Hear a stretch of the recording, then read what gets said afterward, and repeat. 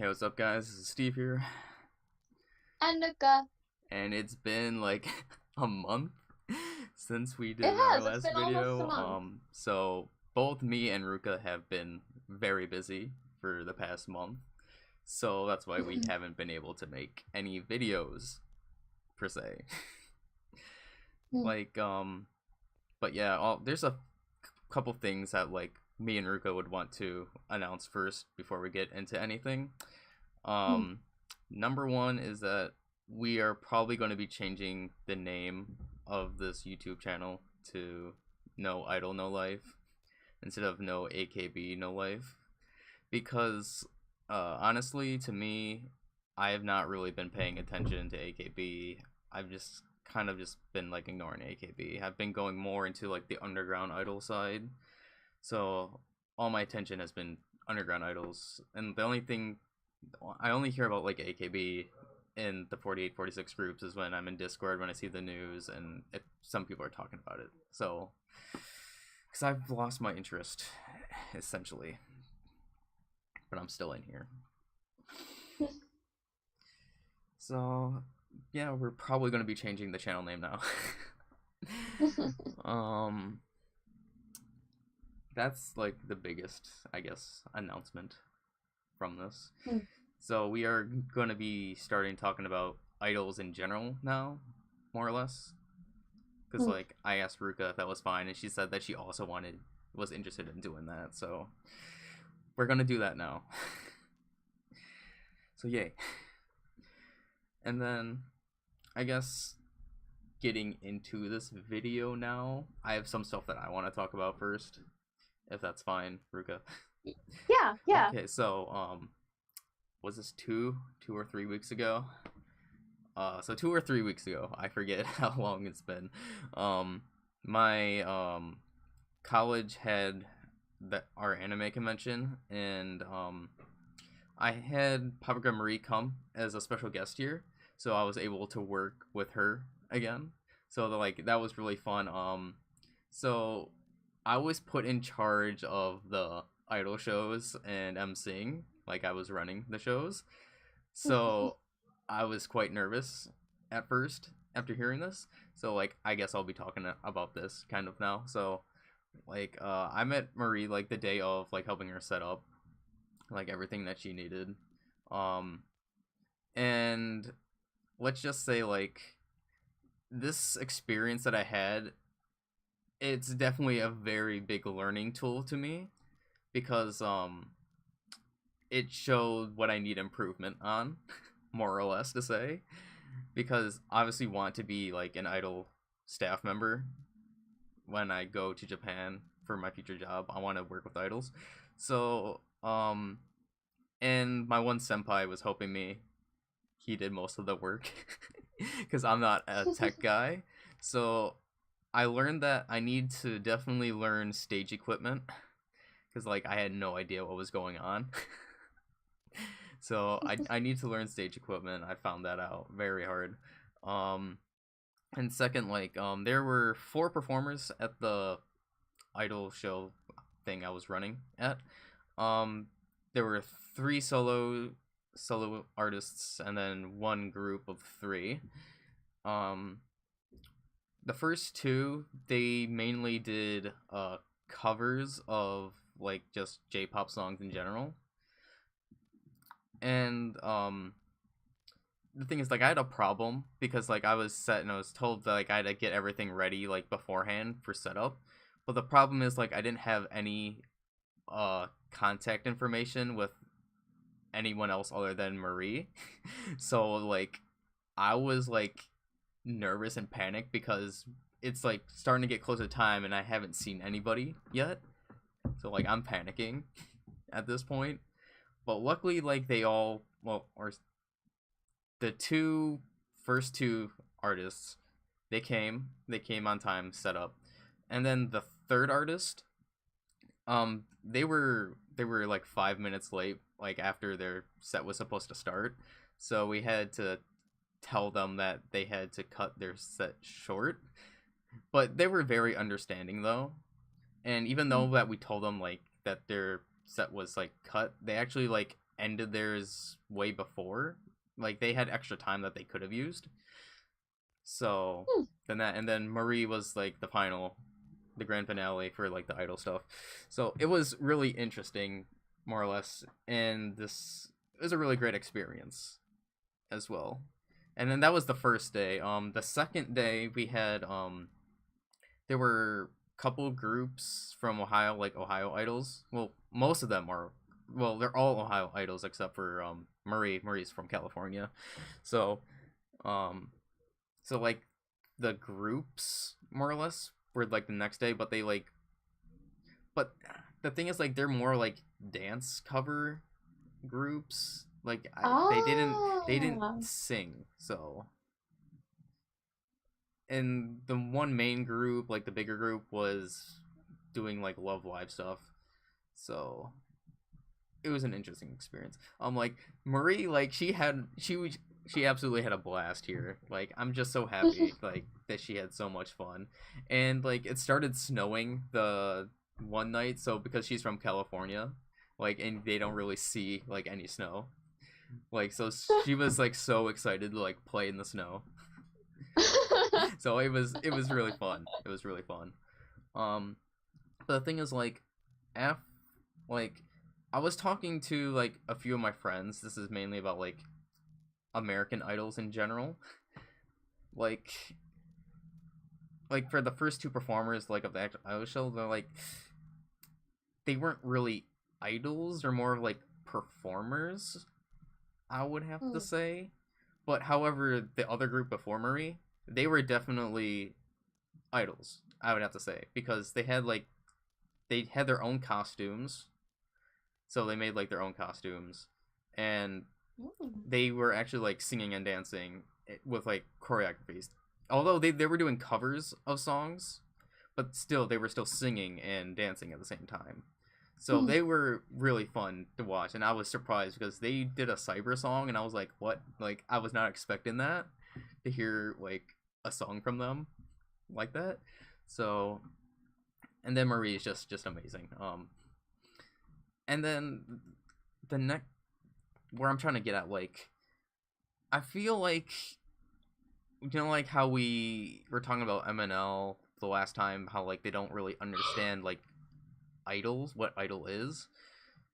Like I feel like the majority of like the people that like want to become idols here, like they most I'm not gonna say like it's a fact, but like I feel like they watched like Love Live and something like animes like that, so they don't really see what idol is, more or less, if that makes sense.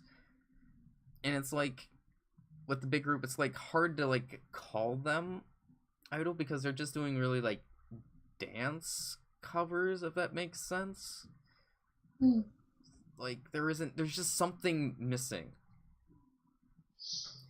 that I just can't really like explain. But it's just like I don't know where I'm getting at now. But anyways, so that was the whole like anime marathon. Well, that's what our college anime convention is called. Was a really nice experience for me. I'm just so happy that Marie just had an amazing time, and I was able to meet her again and work with her.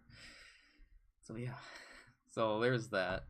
And also, before I forget anything, thank you all you guys for the comments and like in the last video. I was honestly not expecting that many comments. So thank you all of you guys for commenting. They were pretty interesting, I have to say. Like your guys' thoughts on like most of the comments were on the MNL stuff, mainly. I believe almost all of them, to be honest, were on the MNL stuff. So it was interesting seeing like your guys' perspectives and like helping me learn like the situation in the Philippines and MNL. I remember like there was one dude like I got somewhat into an argument with in the comment section. I'm not gonna lie. It was about like how it was something I was stating like it was based on like how MNL doesn't understand, or the Philippines doesn't understand the concept of idol, and I was like stating how even like for AKB is just like a very minute thing of like idols, because I was trying to talk about idols in general and not just like the 48, 46 groups. Like, how like AKB is like one of the very, very rare cases in like idol where like popularity is like matters somewhat, because we have the Sosenkyo, and AKB is like the only group that has a Sosenkyo as far as I know within idols. And how like AKB is literally in a hyper competitive state, unlike other idols in Japan. Like you don't really see a hyper competitive like hyper competition against one another, because mainly groups are smaller, so fans can easily support a whole entire group in general instead of just having like a couple members. So like I was trying to like state that. I know this might be a terrible explanation like what I'm saying now, but yeah, mostly like I got into an argument with that guy. It's more or less of we agree to disagree kind of thing. So like I'm not mad at him like at all. I like to hear like people's opinions. So yeah.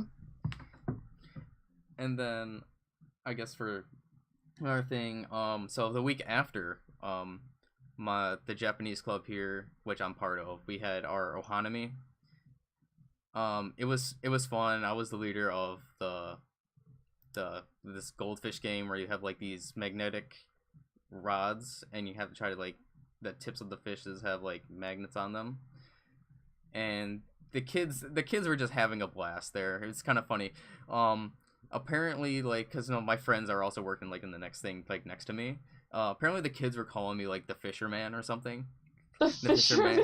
So it was fun. And I also was somewhat forced to go on stage and sing with the 2020 class, because like I'm the only like person studying abroad that isn't like an Asian studies major, because I have the minor. So like I kind of have to do extra things for my one sensei. So like I was kind of forced to go up on stage and sing Hanawasaku, the one song for the tsunami and stuff. Yeah, that pretty song. So I had to go up but the weird thing is, I've noticed about myself recently, like I think it was since Anna Marathon when I had to MC, although my MCing was horrendously bad. It was only like a minute, not even a minute, when I was like talking. But I've noticed when I went on stage to sing, and I had to go in the front row because like I'm shorter than some of the other people, so they're like smaller people in front. So I wasn't nervous at all. Like it kind of confused me like how I was not nervous to like sing in front of people. And the thing is, like, I was kind of singing loudly, but the problem is like, because like I didn't really practice the song that much, I was messing up. I was messing up the song. Like, there's like a pause between. Oh god, I don't know music talk. This is terrible. I think stanzas or verses. Like there was a pause, and I kind of started a little bit too early, so like some of the other people were going along with me, and then I realized like after like one of the main singers like that was behind me started singing the part after, I'm like, oh, I'm ahead. So like I kind of screwed up there, but it's all fine in the end. But and then the last thing, so like for Anna Marathon, we had like a maid cafe, and they were doing like J-pop dances and stuff while in like maid cafe. So the one sensei asked them to dance for Ohanami. So they did, and they did 2 AKB songs. That's amazing. So the thing is, like, they're dancing on stage, and here's me like in my section where I'm like leading, and I'm dancing with them, like they can see me. So, and they were like thanking me, I guess more or less, because like I started to make them laugh because they weren't expecting me to dance and like actually like know the choreography. Oh, by the way, they were doing Korisuru Fortune Cookie and Aitakata. So like, Of course. So those are like the 2 songs that I somewhat know the choreography to. So I was dancing to those, and they actually like me dancing in the background, seeing me actually like lifted up their spirits. So like, I'm quite happy that I did something for once. So mainly that's that. And then I guess for the idol stuff, I would have to say for my news, I'm sorry this is, if I'm talking so long, like I'm sorry, not getting into any AKB stuff. So Necroma announced that they are doing a European tour. They call it the European Inquisition. Oh god, let's see if I can name the cities. I know that they're going to the UK like 2 times. Let me open up this link here if my phone will let me. Yeah, I looked on it on the page too. I saw they were going to the Netherlands, they were going to Finland, they were going to Germany, I'm pretty sure. Yeah, they just announced Germany that they are going to. And France? I believe so. I believe France. I can't open up the link through my phone, so I have. Oh, okay, I'll get it. I know Sweden. They have Sweden, UK, Germany. I'm pretty sure France. Maybe France. Let's see. Yeah, France is there for July the 11th. They're going to several different places in the UK. They're going to Birmingham, they're going to Olympia, they're going to Camden, they're going to Scotland. Scotland. That's why they were talking about the Loch Ness Monster. I think that's where the Loch Ness Monster is from. So they're going there. So like when I heard like during the witching hour that we have a very big announcement that they were going to, and then they were talking about traveling, and I was like, oh god, I know this is like kind of terrible. I'm like, please don't come here right now because I need to save up money for studying abroad. So they're doing Europe, so I'm happy. I'm happy for the Europeans. They're gonna have a blast with Necroma, and this is Michelle and Kunogi's first time going abroad to perform. So I wish them all the luck and having the fans just meet them. So there's that, and then also Necroma released the second part of their short movies. This one is called The Strange, I believe. I just watched this before. Sadly, there is no English subtitles right now, but there will be English subtitles later on. I don't know when. So there's that. And then I guess in Yanakoto Soto Mute News, because I also talk about them before on this channel. So they released a music video for one of their EP, or one of the songs in their newest EP, Stain. Stain was actually like one of my favorite songs from the EP releases that they did like monthly. So like I was really happy to see that song got a music video, and the music video is actually really good. And then they also, just a couple days ago, they released 3 live movies, they call them. It's essentially like 3 live performances of Pastureland, Uronos, and Lily. Pastureland and Uronos are new songs from their newest EPs. So I was able to see the choreography for the first time. Pastureland wasn't really like my favorite. It was kind of a meh song both ways for me, if I had to be honest. Uronos I actually really enjoyed. And then Lily, I've already seen like live performances of Lily, so there's nothing really new with Lily, more or less. And then in other underground idol news I know, or idols that I follow, there was a lot, so I couldn't remember everything. I mean, there's a lot. So Cyber, they just released a new music video called Summer. I just watched it, just like a couple things just before this video, and I really enjoyed the music video, so I recommend you guys to watch that. It's kind of funny. I'm not sure if they actually like drinking alcohol in the music video, but it was interesting and fun. to watch. And then although they aren't idols, I still follow this group. So Bandmade, I did an unboxing before with a terrible mic.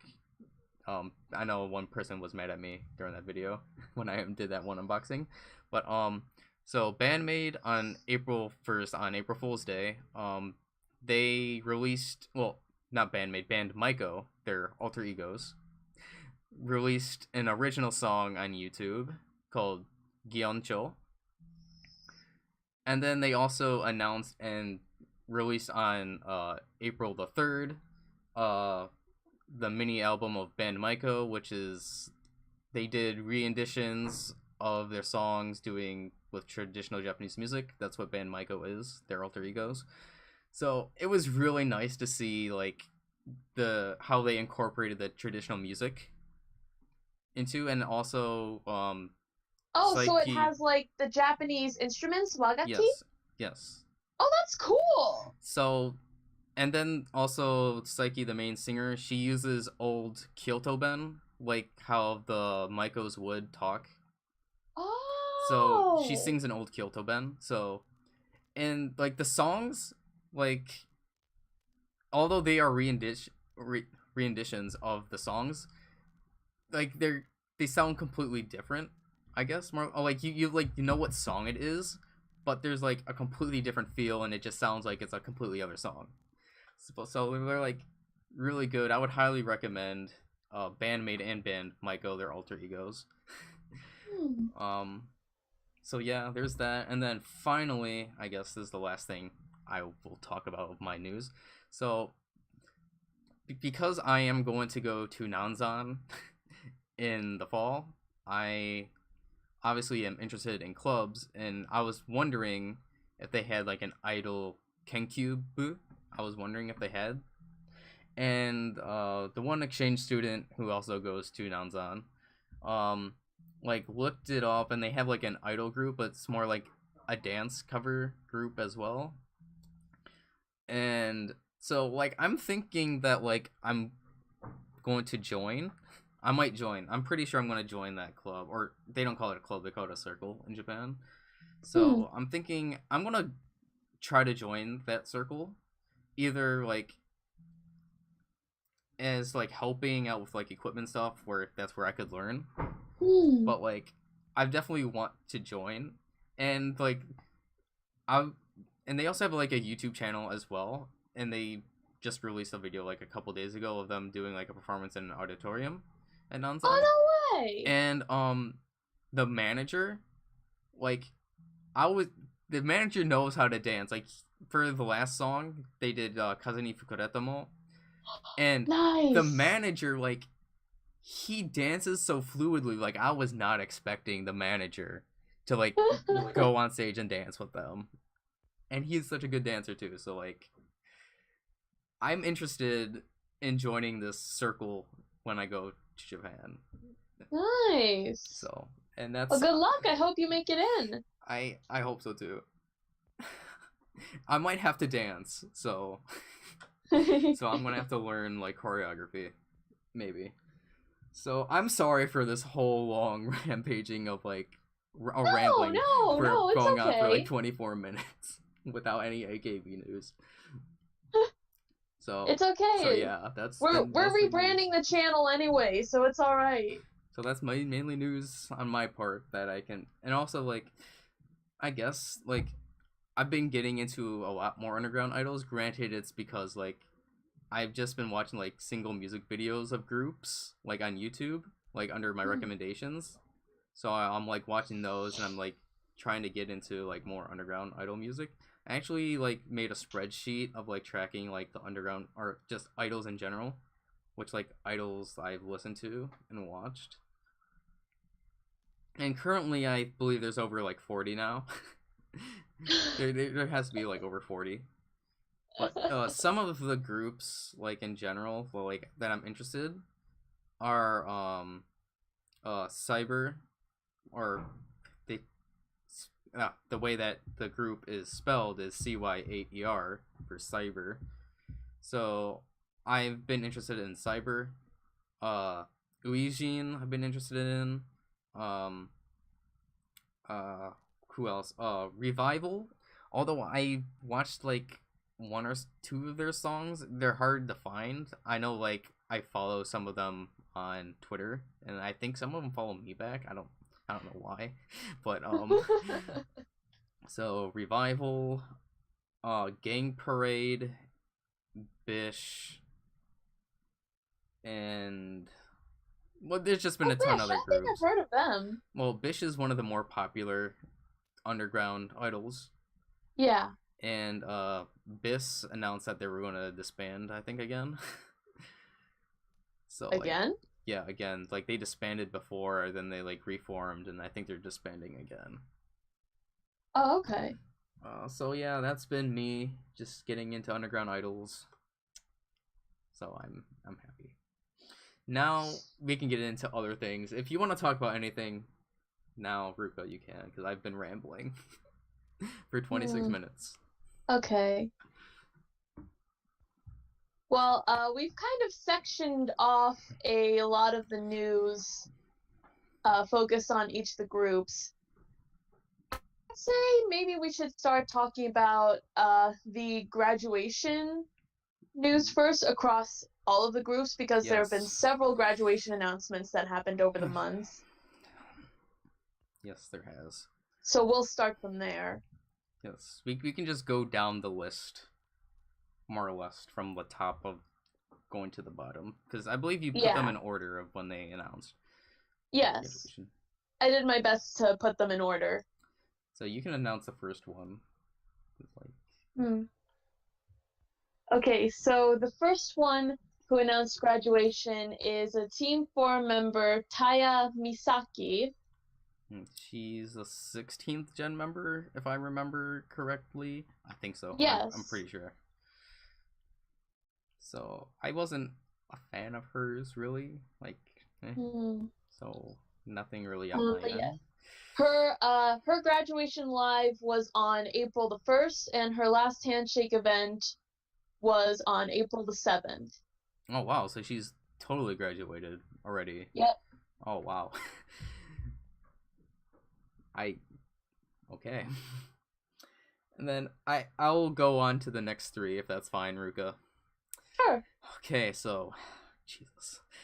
So, I don't think a graduation announcement has hit me as hard as who I'm about to announce next, who announced graduation. I remember, like, this happened on a Monday. I remember specifically. I remember this. It was right before my Japanese class. I look at the news, and I see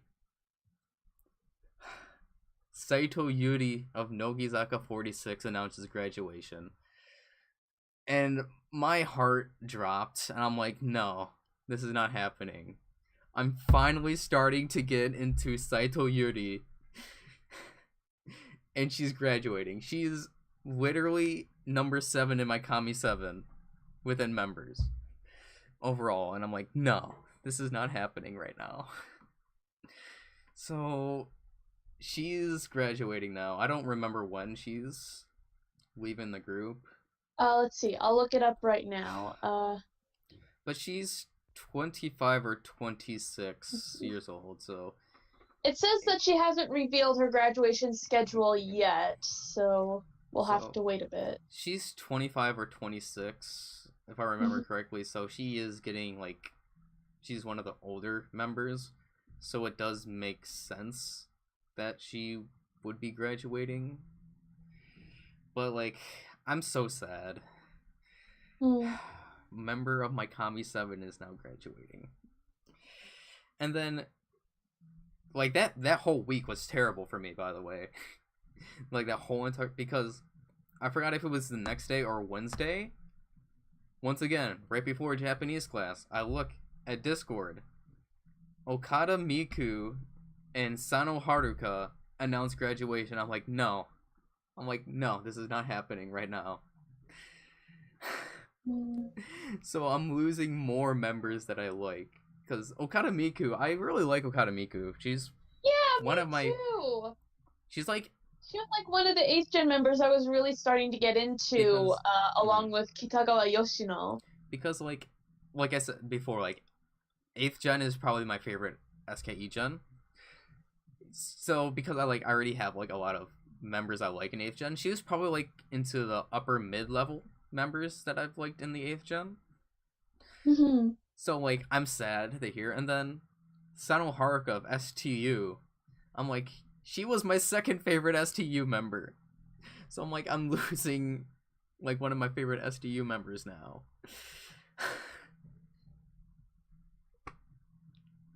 They're all leaving. Mm-hmm. And then you can go on to the next graduation announcement. Okay, but to kind of go on further elaborating on this, there's not a graduation schedule yet, as far as I know, for Sano Haruka. But for Okada Miku, she is staying until April 30th, which is basically the end of the month. I believe she is going to participate in the SKE Handshake event on May the 1st. Let's see, I think there was actually an update on that, actually, on her and one of the other SKE members who was graduating. Yes. But yeah, we know that the reason for Mipopo leaving is that because of her eye disease. Her yeah, it's really sad. I forget what exactly it's called. Her eye infection. But like, she's been struggling the whole time with her condition, her eye condition. So yeah, like, this is probably for the best because it's for health reasons. Yeah. So I do hope she gets better though, because like I was recently watching the SKE Request Hour that they held last year because they released the DVD for that, and so on the 48 Idol video channel they released all of it. And so it was on the first day of the night performance. There was a segment where it was basically they were showing off the talents of the young members, and Mipopo came out and she was doing some impressions. Dude, she did an impression of Matsumura Kaori doing her self-introduction. It was so freaking funny. Everyone was just rolling. It was so good. So, like, I really hope that Mipopo will be able to recover from her eye infection, because I would love to see her continue on doing monomane, being a monomane talent. Just to see more of this, because that was gold. Let's see. Then, well, most of these graduations are SKE members who announced. Yeah. So you can go on to the next one. Ruka. Okay, so the next member who graduated, I believe, was Takagi Yumana. She announced her graduation towards the end of March, and she will leave the group in May, so this coming month. Again, kind of similar with Saito Yuri, she's a fairly older member. And then this was pretty emotional news too. So during the second generation 10th anniversary live performance at the theater, Uchiyama Mikoto announced her graduation from the group. And she will leave after the end of May. I'm so sad. Migoti is so funny. She is. She's great. One half of Strawberry Buns. Oh man. And like I always keep calling her this because I keep comparing the two of them together, but she reminds me so much of Akimoto Sayaka.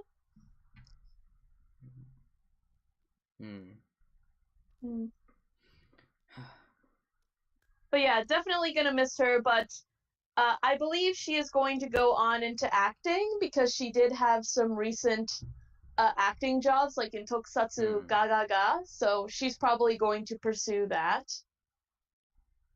Okay. So I wish the best for her.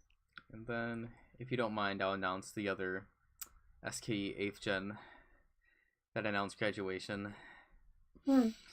So, Also, Shirayuki Kohaku announced graduation. She was like Okada Miku, but I like Shirayuki a little bit more than Mipopo.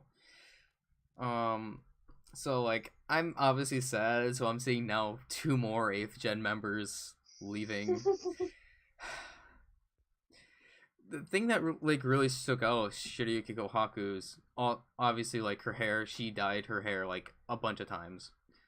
She's dyed her hair a bunch. I think is it still pink her hair? Is it still No, pink I right think now? it's blonde. It's blonde now. She changed it to blonde. The reason why I got into Shirayuki Kohaku is because she's a gaming girl and she used to post like mini clips of her playing video games on her PS4.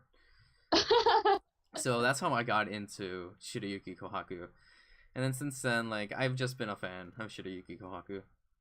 So, I'm sad. So, let's see, how many of these members? Let's see, we have Saito Yuri, Mipopo, Sano Haruka, Uchiyama Mikoto, and Shirayuki Kohaku. So, like, 5 out of the 7 or 8 that we have that are, like, are members that I actually, like, really liked. Are now graduating. Yeah. So, you can announce the other 2 grad members. Okay, so for the last 2, this is actually a JKT graduation. JKT48 member Cindy Yuvia, I believe that's how you pronounce her name. I hope so. I don't know. She announced her graduation from the group. I don't really follow JKT that much, but this is apparently one of the big members. She won in JKT's 5th Sosenkyo last year. Yeah, I feel like I recognized the name when I saw Cindy. I'm like, I feel like I did recognize the name, but I just don't know who she is. Okay. So yeah. And then also, this isn't really a graduation, more of a resignment. But a Team B research student, Harima Nanami, resigned from AKB on April the 12th. She was also another 16th gen member, so we lost 2 16th gens, 2 8th gens, SKE, 8th gen SKE, 2nd gen SKE, 1st gen STU. I don't. Do you know what Yumana? What gen Yumana is? She's 6th gen. Yumana's a 4th gen. 4th gen. She's the same generation as Piosu. Okay. And JKT, I don't know what gen she is, so I'm assuming 1st or 2nd gen if they have gens. Okay. So that's all the graduation news. Or graduation announcement news. More specifically. So, where do you want to go from here on out? Let's see. There is a lot of news. Let's see. We have this above it so we can talk about it. A couple of members have gotten some new radio shows. So we can talk about that. Sure. So let's see. First off, there was Matsui Jurina's radio show that began recently, so I got to listen to the first 2 broadcasts of that. Okay, and how was it? Because I wasn't able to listen to. I didn't even know where I could even listen to. Oh, they're up on like YouTube. What, they're on YouTube? If you just search for, on YouTube. If you just search for the radio title, like in Japanese, you'll find them. Okay, I will do that then, because obviously, since Jurina is my AKB group, Kamiyoshi, obviously I would be interested in hearing the radio shows. But yeah, it's a cute show. There have been, right now, there have been a couple instances, because there are several segments in the radio show But like she has read messages from fans, like fans who are supporting her, supporting her radio show. She's gotten a couple like from overseas fans, like one fan from China, I believe, sent one to her. You should send one, just like you were talking about before. I'm thinking about it because like I found the website with the form where you can send messages to her. So I'm thinking about it. I'm thinking about it. There's also a segment that's completely dedicated to her reading out puns by fans, which is great. She's getting back into her pun character. Oh boy. And then also personally, my favorite segment is where fans can write out scenario scripts. So it's the muso. Of like moso. Moso. Yeah. Moso, not muso. The segment, it's actually called Mimimoto Kanojo. So it's basically her acting out those scenarios. The one from last week was so cute. It was like she was eating out with someone at a ramen shop. Ramen. It was so freaking cute. Actually, she read it twice. She read it 2 different ways. There was the first time she read it, it was more like she was kind of a tomboy kind of girl, kind of more like, just friends hanging out. And then the second time she read it, she did it more girly and cutesy and more like a girlfriend. Oh, okay. When you said she read it twice, I was thinking that she was using different bends. Like, I thought that's what you were, like, trying to say. But okay. Okay. But yeah, I'm thinking about it, maybe sending a message to her, because I thought of a situation that I would kind of like to hear her read, so... Although I'll have to see, like, wait out, how it's gonna go, because it's not for a female role, it's actually for her reading as a boy. Really? Yeah. Wow. I thought it was the opposite. So, okay. Okay. Okay, so moving on from that, a couple of other members who have gotten their own radio show is Suda Akari. Hers started on April the 1st. It's called Suda Akari no Heya, or Suda Akari's room. And she has a Nagoya local idol group acting as her show assistant. They're called Sent Heaven. I haven't heard of them, but they're helping her out with that. I guess I'll look them up. And then there's, currently she's an IZ*ONE member. Honda Hitomi got a new radio show. Is she going to be doing it in Japanese, or is she going to be, like, Korean? Do we know? I don't know. Because she did have a radio show previously, but that ended. And so she's getting a new one. I mean, I would figure I believe it will be in Japanese, because, like, the tweet from the Twitter of the radio station that she's doing it on, it's in Japanese, so I assume it's a Japanese radio station. Okay. So yeah, that started on April the 4th. Let's see. Oya Shizuka got her own radio show. That's interesting. It's kind of interesting. I've been seeing Shizuka kind of get pushed more. Yeah, she's been. Let's see. Again, kind of similar situation.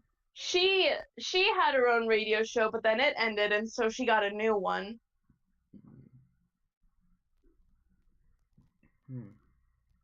Okay. So yeah, it's interesting. Let's see. Mukaichi Mion got her own radio show. I'll see if I can look up more info about that. I mean, now that she's so Kantoku, because when we did the previous video, she wasn't officially. So Mion's now officially the official So Kantoku now. Yeah, and plus she is the main personality for AKB's newest radio show, the 2029 Radio. Which, by the way, I've actually heard the first broadcast of that, too. That's pretty good. And they're not doing that on Showroom, right? No, it's not on Showroom. Dang it. But yeah, like the first broadcast for the first 2 weeks, it was her, Mukaichi Mion, and then it was Okada Nana and Murayama Yuri. Basically, the theme of the show, because the subtitle for it is "To You 10 Years Later," it's basically the members there. They would focus on one of the guest members who was there. So, like for the first week of the first airing, it was Okada Nana. They were like kind of talking about like her past career, and then talking about like, oh, what will she be like 10 years in the future? What will her career be then? What would she want to do? And then at the end, she would record a message to herself to listen to 10 years later. And they did it on a cassette tape, which is like really cool. Cassette tape? I mean, yeah, it wasn't like an audio recording on the actual radio. They brought in an actual cassette recorder. That surprises me. I know, you don't really see that in the States anymore. No, because we don't ever use cassettes here ever in the States. No. They're so out of date and old fashioned. But that's so cool though. Like to hear her actually recording it, like you actually hear the moment on the radio when she like pushes the record button. And that feels so cool to hear. That's like so nostalgic. I'm wondering, how are they going to listen to it 10 years from now? Because I have a feeling like they're even going to be more outdated. Like there won't be anything to like play. Cassette things. Maybe? I don't know. I'm probably just... Well, we'll have to see. Let's see. This other radio show that Mion is doing, it's focused more on talking about the economy. Okay. That's unexpected. And then, this isn't an individual member, but more of a group.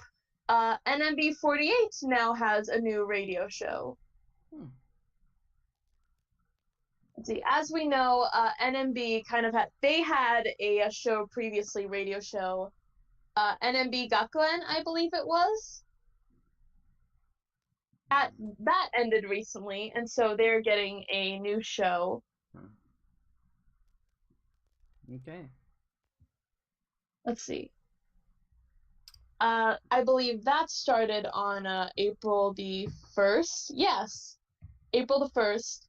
NMB48 の10分しかない。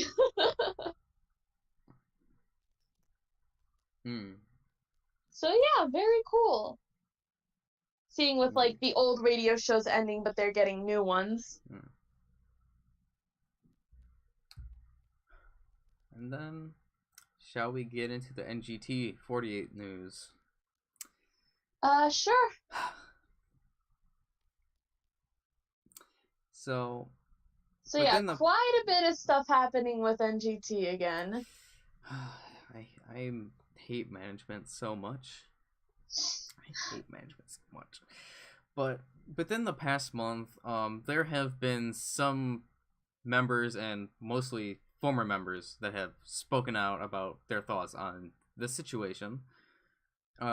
Two of the bigger ones are actually former SKE members talking about the situation. One being Shibata Aya, which one of my all-time favorite 48 group members, and Yagami Kumi, also a member that I also really liked. So when they were talking about, they were bringing up examples back when they were still in the group, if I remember correctly, of how management would handle the situations. Like, I'm not sure if it was Shibata Aya or Kumi that mentioned how like management dealt with stalker fans. Was it? Was it like immediately?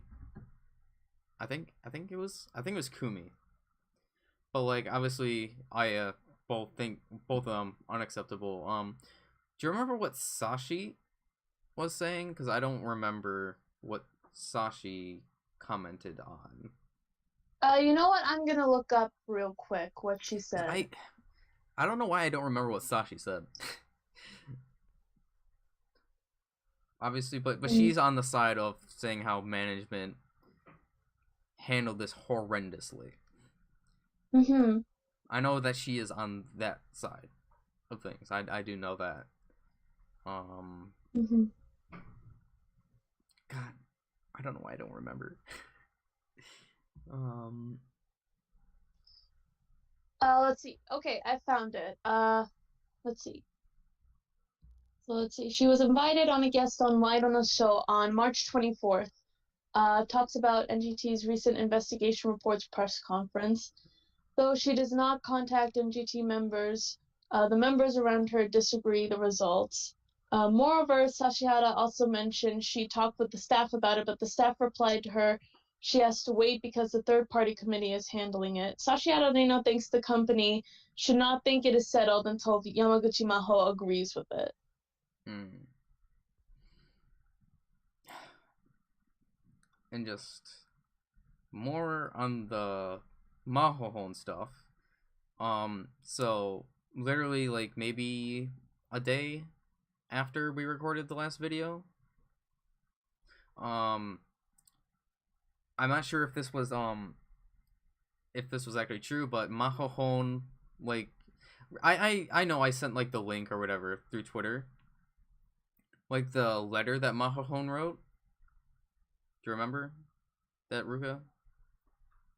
Uh, I think so. I Wrote don't to know. the You're gonna have to fans. help me with that. Oh God.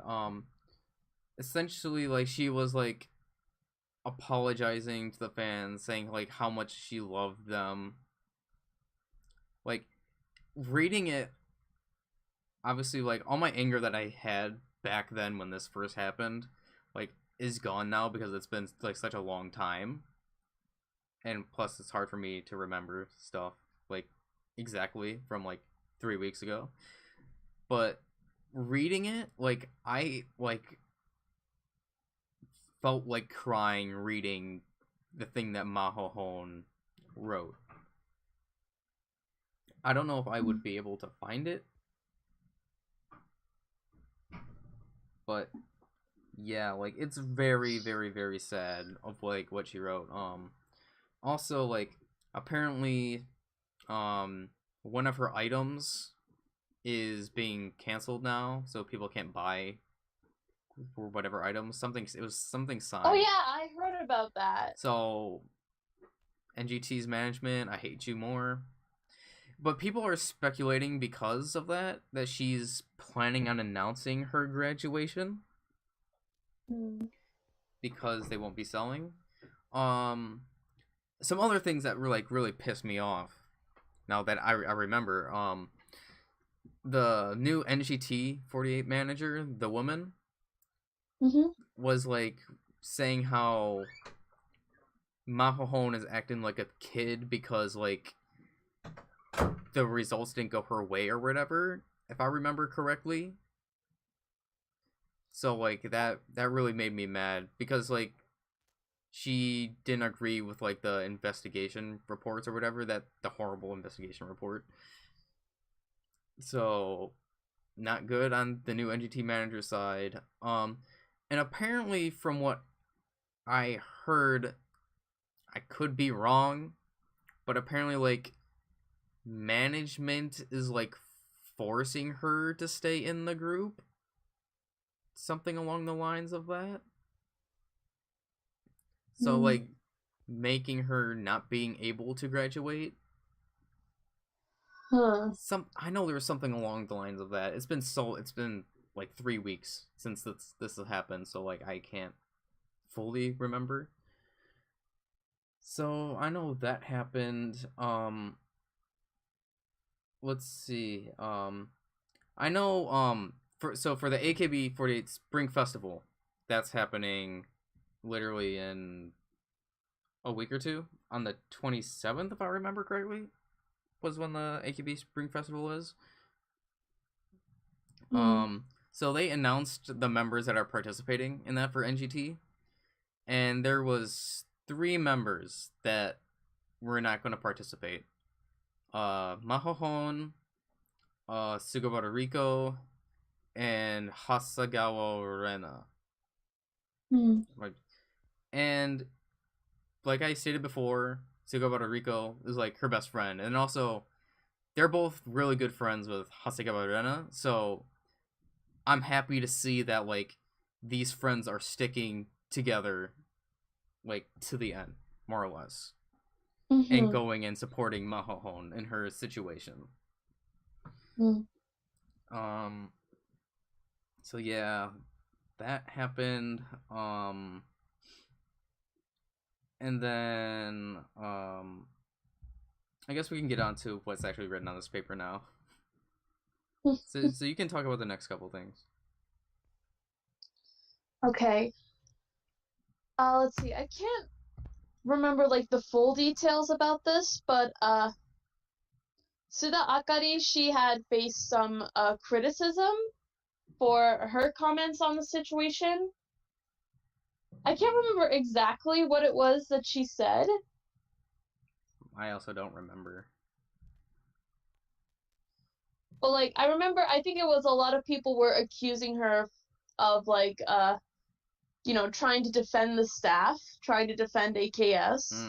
I think that's what it was about. Mm. I think. Mm. So I don't know, it's kind of complicated on that side.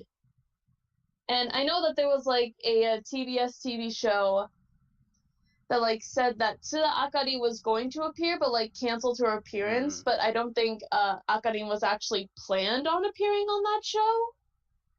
So I don't know what the issue could be there. Let's see. Other than that, other than members speaking out, we also have quite a bit. For one, all of NGT's current radio shows that they have been doing have either ended or have been temporarily halted, which, hiatus. Mm-hmm. So there are no radio shows. Just NGT in general is going down in a downward spiral now. Mm-hmm. They don't have any sponsors, I'm pretty sure, as far as I know. Like, there are people, like, canceling their sponsorships. JR East, the train line, is not going to be renewing their contract with them.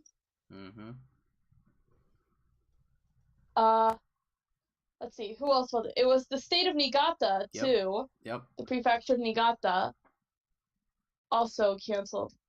And they're all the prefecture of Niigata is also mad that there's still like how they're handling the situation. So yeah, even Niigata is mad. The prefecture itself. Mm-hmm. And then there's the issue within the first off, the theater has been closed. Just like we said before, when we were like, would we think that we would begin in April? And I'm like, no. I even said, I'm like, no, they're not gonna do theater stages. And then look at what's happening. The first half of April, no theater stages. And I don't think they've been doing any like now going into second half of April, so. And they also canceled the current team system. Yep, they canceled the current team system. And the thing is, like, they will actually have a stage for that. They will have a stage, and that will be the Sen Shodoku. Is that what it's called? The Senshuraku, yeah. Senshuraku. And Mahohon's going to be in it, right? Yes, Mahohon. It was confirmed that Mahohon is going to be in that. So there will be a final performance of Teams N3 and Team G. So that will be one stage, or I guess 2 stages, performances that will be performed this month. We do know that. And also, Kashiwagi Yuki has canceled her concurrency position, which I'm fine with. I'm totally fine with. I felt no presence of Yuki in NGT anyways. No, me neither. So see, it's that's how I felt too. I didn't feel like she was doing anything for the group. She was just kind of there. Yeah, it's felt that way. especially since the second or third single, it's felt that way. So, also, Fortune Music, the website, removed NGT from their website, or a link. So NGT is losing a lot of sponsors, which is good. I think that's it for NGT. The NGT news. So I still have to shake my head. Okay. Then what group news should we go to next? Let's see. We could get I guess into it's AKB. Unless you want to do something else. No, that's all right. We can start with AKB. Okay. So, Kojimako announced that she will hold her graduation live in May. That's just the thing here. Do we know what day in May? Was it like May 5th or somewhere around there? I'm looking it up right now. The thing is that this isn't a concert. This is just a live, right? Okay, so Kojimako's graduation live will be held at the AKB Theater on May the 12th. And her last handshake event will be at Pacifico, Yokohama on May the 6th. Okay. So Mako's not getting a concert. Okay. Sorry if we sound like we're just rushing through this. Like, just really news. So, AKB Beat Carnival released another original song. It was like Koi Suru something. I forget the name. Let's see. You have the game on your phone, so did you see the full version? I played the song, but I don't think I ever like watched the live version without them like the notes on the screen. Okay, here it is. It's called Koibito Inai Senshuken. God dang it, I'm so off. I just knew koi was the first thing. It's alright, it's alright. It's another this one I song. actually enjoyed this one. This is a Okada Nana Center song. I really enjoy that the two Beat Carnival songs. They're the type of songs that I like from AKB. Yeah. And it's kind of funny how it takes a music video game or a mobile game to actually get good songs. It's funny that they have better songs. So yeah. Let's see. For Team 8, they revealed the cover for their 5th anniversary book. They also showed an off-shot clip of it. It was very cool, very interesting. Let's see. Yahagi Moeka, a very prominent, younger member. Is that really the title of the commercial? Okay, go ahead. Commercial, yeah. Go ahead. I'm sorry, Ruka. So yeah, she joined as a new recurring MC for Mirai Monster. I believe Yui-han is also in that show. Yeah, Yokoyama Yui is in it. Moeka is replacing Takashi Judy. Oh, it's that show. Okay. Yeah, like Takamina was one of the regular MCs in it that she used to do before she graduated. Kojima Mako was on it. Kawai Rina was on it at one point.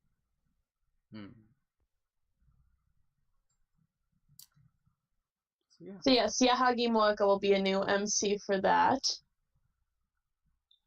Muto Tomu has passed her weather forecaster exam, so she is an official weathercaster now. Good for her. the only thing that like I'm scared of is because like this could potentially bring her announcing graduation now, because this could be considered another job. So, I mean, at least she's doing what she loves doing now. She Yeah, passed the exactly. test. So, like, if she does announce graduation, like, I'll be a little bit sad, but like, she's doing what she loves. Yeah, wish her all the best. Let's see. Team A member Chiba Eddie is going to Korea for a Korean reality show. Study abroad girl ticket to K-pop. She and 9 other girls from different countries are going to stay in Korea and experience local daily life. That is the description they gave us on J Showbiz. So that's pretty cool. Yeah, especially since Chiba Eddie did produce 48 and she was on that. So now she's going back to Korea and doing this reality show. Yeah. It's fairly interesting.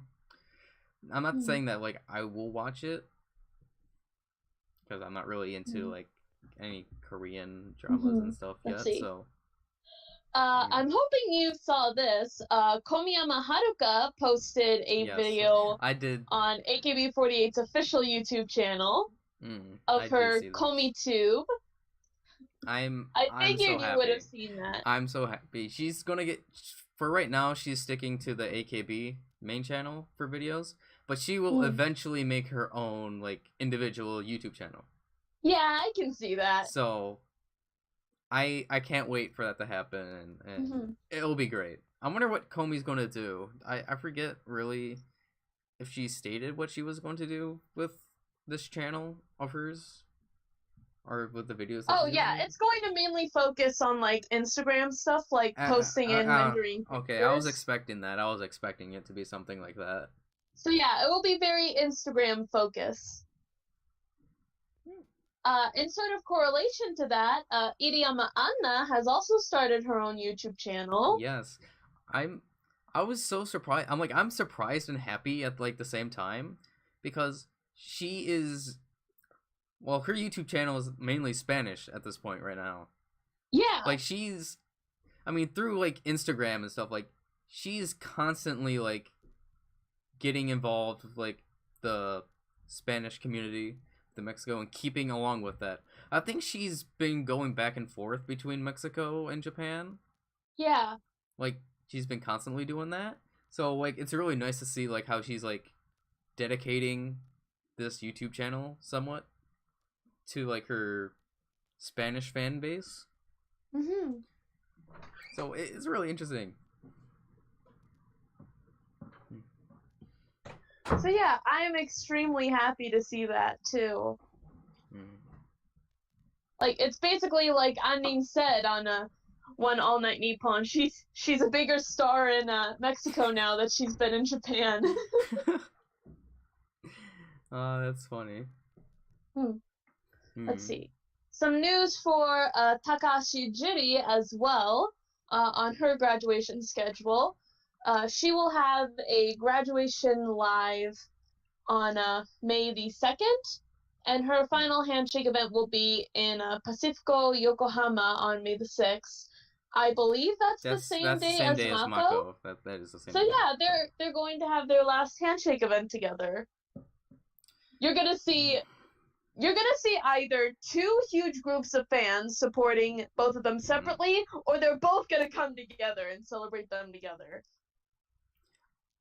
The weird thing is like I think I've stated this before with Mako and Juri, like for me, like they are like so close to like for me like liking them. Like I've always pictured them together. Is more or less I'm trying to say. At least for me, like they're always together doing things. So you know what? Do you know what, like, because they're always 2 members who are close together, they'll get a pairing name, right? Do you know what Mako and Juri's pairing name is? I honestly don't know. It's MJ. Oh, that's right. Usually when I hear MJ, I think of Matsui Jirina when that is being referred to. But Rose episode of me. Mm. And then the final, I guess this is the biggest AKB news.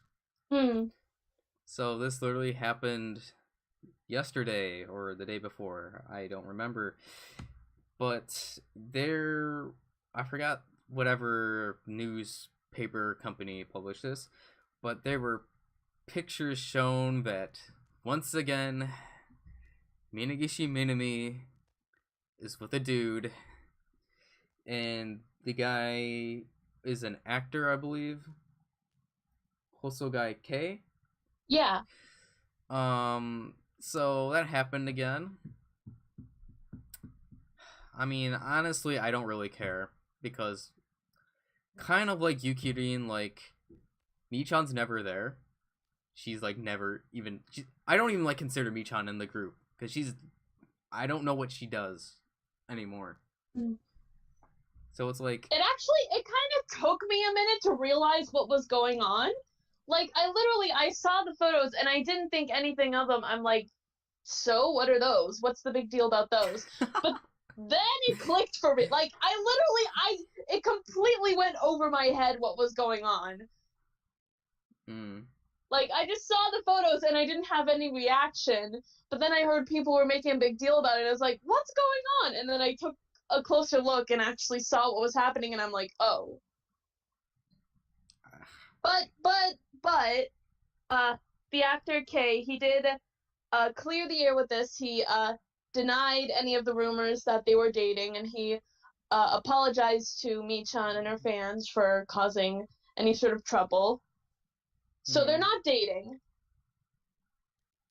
Yep. So that happened. Michan, please be more careful. We know what happened to you the last time. Just saying. One of the biggest known controversies within idols in general. What resulted from Michan's dating being found. Okay. So we can move on to SKE. Yes. You can mostly do the SKE stuff because I rambled on in the beginning of the video. Alright, so we can talk about this now because it's happening now.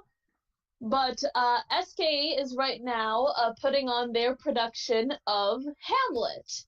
It started yesterday on the 18th, and it's going on until Sunday on the 21st. They are doing 2 performances each day. So there's one in the afternoon and one in the evening.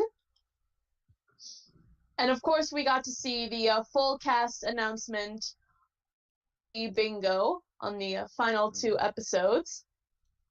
And we have a couple of pictures now of like the performances. We have a just a short clip, like probably less than a minute, of the dress rehearsal that went on the 17th.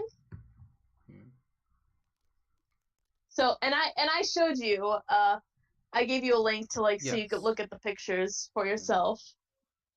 Matsui Jurina as the lead in her first stage play ever. Which, honestly, can you believe that? She hasn't been in any other stage plays before? No! This is her first stage play ever. She's done dramas, she's done TV dramas, she's done a couple of movies, but she's never done a stage play. She's never done a musical. So this is like her first stage play ever, and she's the lead, and she's Hamlet. And it is so shocking to think about because, like, I remember seeing her reaction when she was announced as the lead on SKE Bingo. Her reaction was literally, ready. Like, you know, she thinking she can't do it, but you see her in those pictures, and she's like, that cannot be the same person. You know what I mean? Like, Jurina has grown so much as an actress that she was almost unrecognizable in those pictures as Hamlet. Like it's insane. But I'm so proud of her, and for the other members too, because like just from the pictures alone, you could really feel like the intensity, the passion that has gone into this play.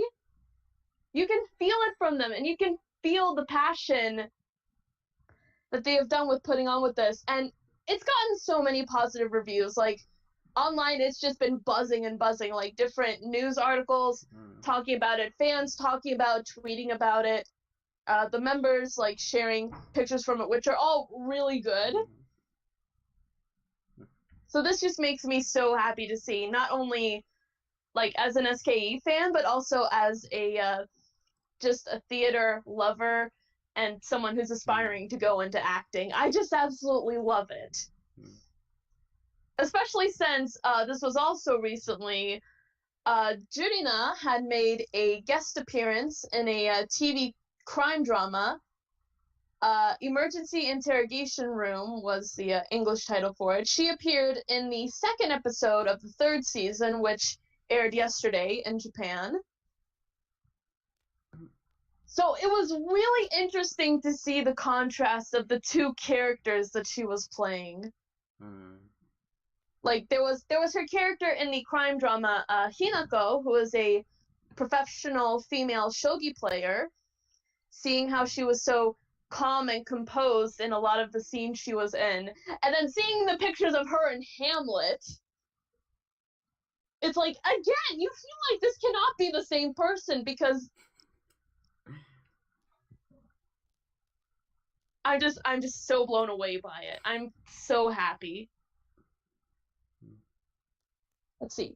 Also, in relation to that with Hamlet, the Hamlet stage play will also be bundled with the release of the SKE Bingo DVD and Blu-ray. So that is going to be included in the DVD. And also, this is, I assume it's only for the people who are in Japan who have Hulu. I don't think they are going to live stream this internationally. But they are going to live stream the final performance of Hamlet, the Senshuraku performance, on Hulu. Yeah, I don't think that's gonna be international. Yeah, no. There's no way. But you know what? I got some really good pictures. Like, literally, I had to download them onto my computer because I love them so much. I can wait.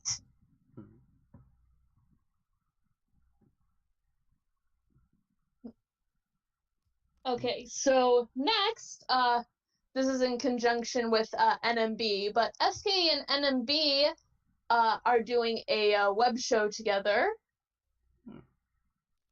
So from NMB, it's Shiroma Miru, Murase Sae, and Yoshida Akari.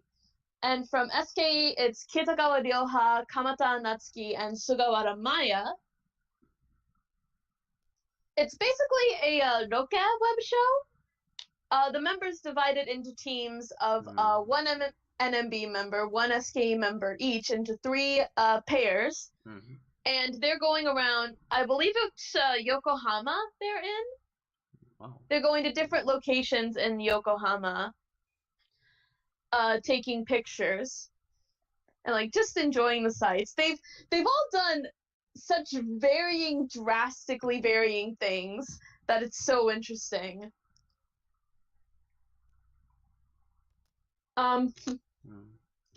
For Sugawara Maya and Shiroma Miru, I think they're my favorite because they're both so dorky, and they're both foodies. They love to eat. Oh my god.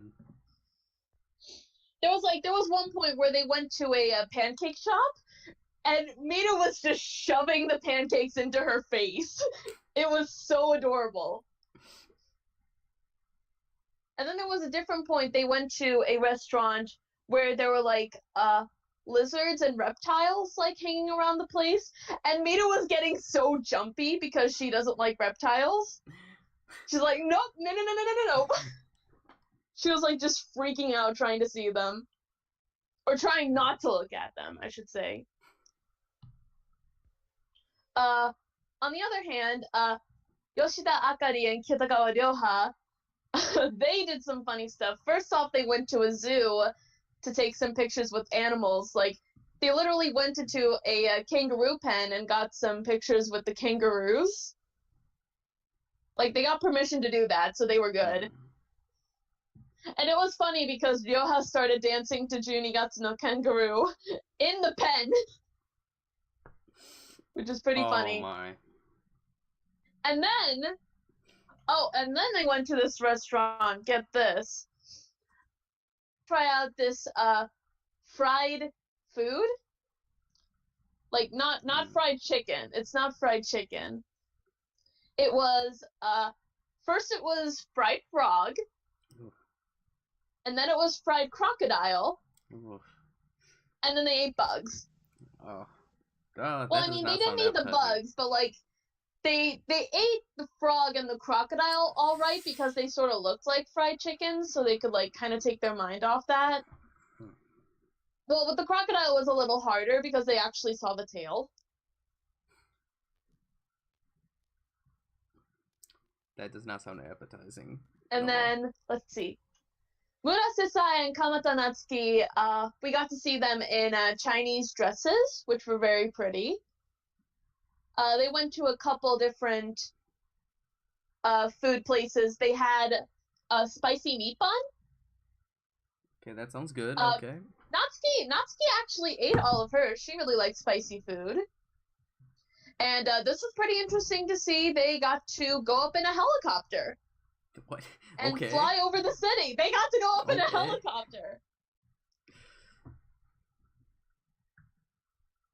But yeah, currently the 3 parts are out. Part 4, I don't know if that's going to be the final part of it or not, but part 4 is basically, they're going to, like, gather up all of the places that they went to, and they're going to give the members beauty points, as they call them.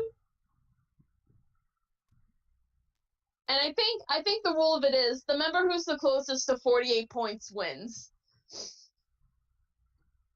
You know, it's a joke. Yep.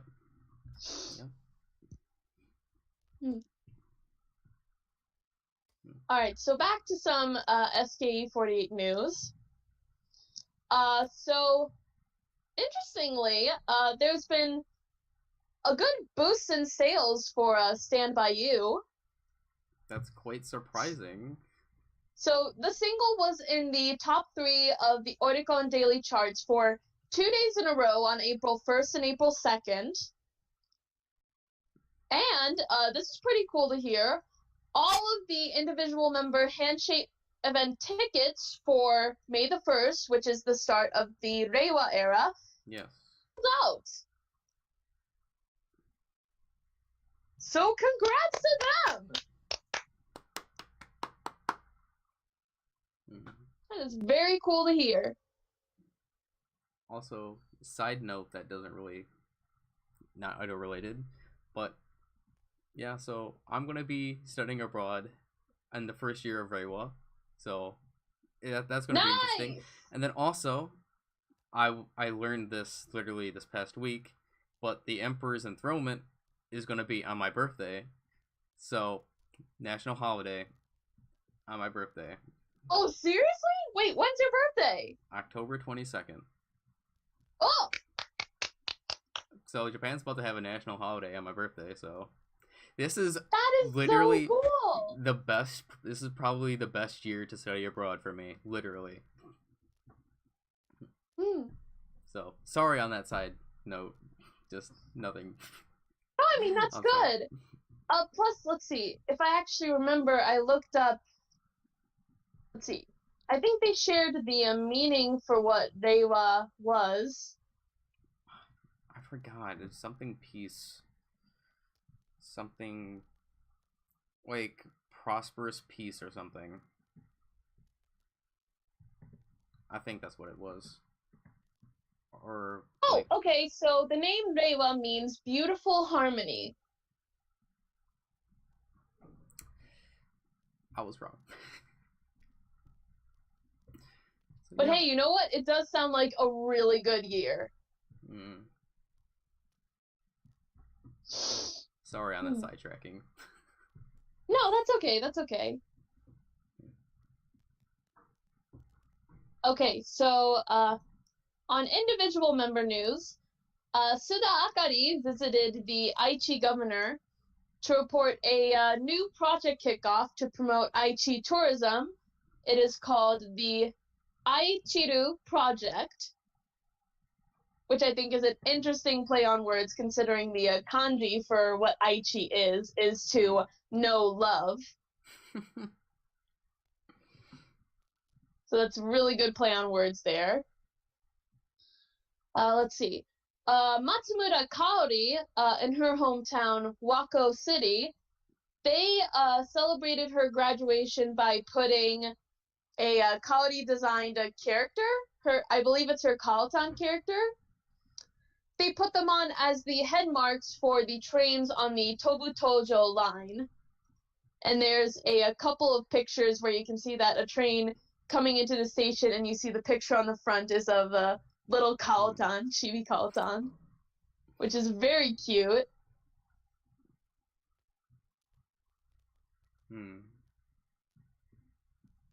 Let's see. Also in Kaotan news, some news for her graduation theater live. That is going to be on May the 2nd. Everyone's going in May. I mean, hey, start of the new era. Hey, that's true. Let's see. This already happened. Matsui Jurina made a guest appearance in the B1 League game on April the 10th. She did the pointer shot, I believe it was. A free throw shot. Free throw, yeah, free throw. That's what it was. I'm sorry, I'm still a little rusty on like my basketball knowledge. No, it's fine. She didn't make it, which was kind of unfortunate, but the picture of her throwing up the ball is super cute. Just because her face is super cute. And then lastly, with Takayanagi Akane, she is going to guest star in an episode of a Spec Saga drama, 6. So it's a spin-off of the popular drama Spec.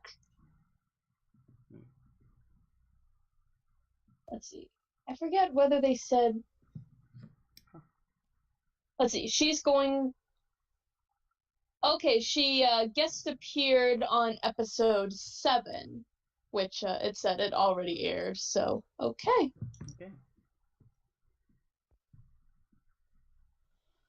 Okay, so what group do you want to talk about next? Let's see. I know you haven't seen any of the music videos for them, but can we talk about HKT with their 12th single? Yes, I honestly have not seen, just like you said, any of the music videos whatsoever.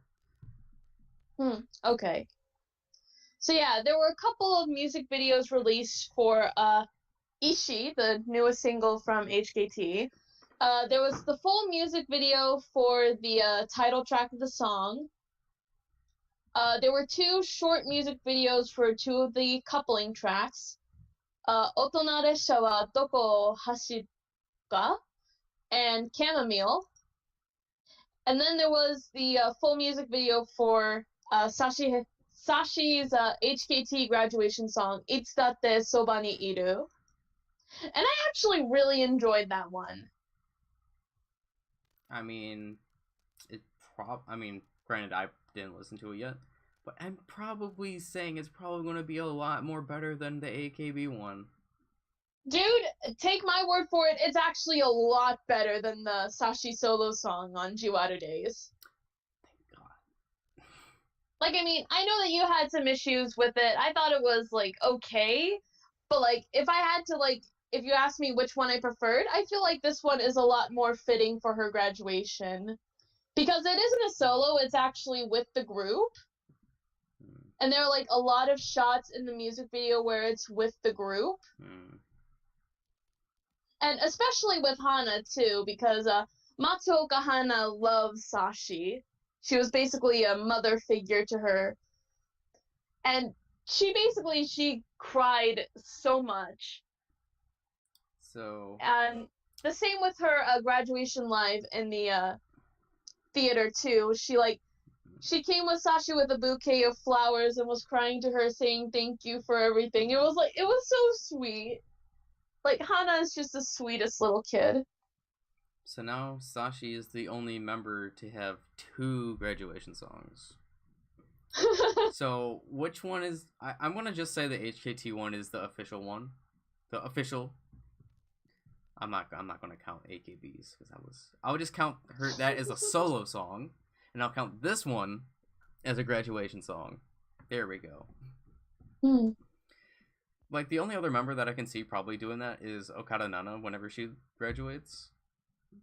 She'll probably get one for STU and then AKB. Yeah, She's probably the only other member that I can see getting a dual graduation song. Let's see. Sales-wise, the single has sold over 231K copies on the first day. It has topped the Oricon Daily charts. So, of course, the HKT fans are, of course, supporting Sashi with her graduation. Let's see. For more news on the group, they released a teaser video for the HKT concert in Tokyo Dome City Hall DVD that is released on April the 17th, so it's already out. This was, of course, the concert where Sashi announced her graduation. It was the last big HKT concert for Sakura and Nako before they went off to Korea to do Eyes One.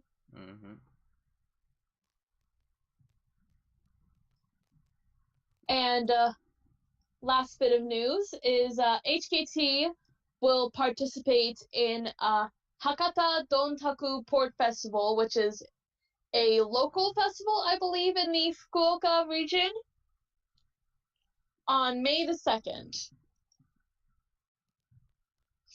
So yeah, that is a local festival down there.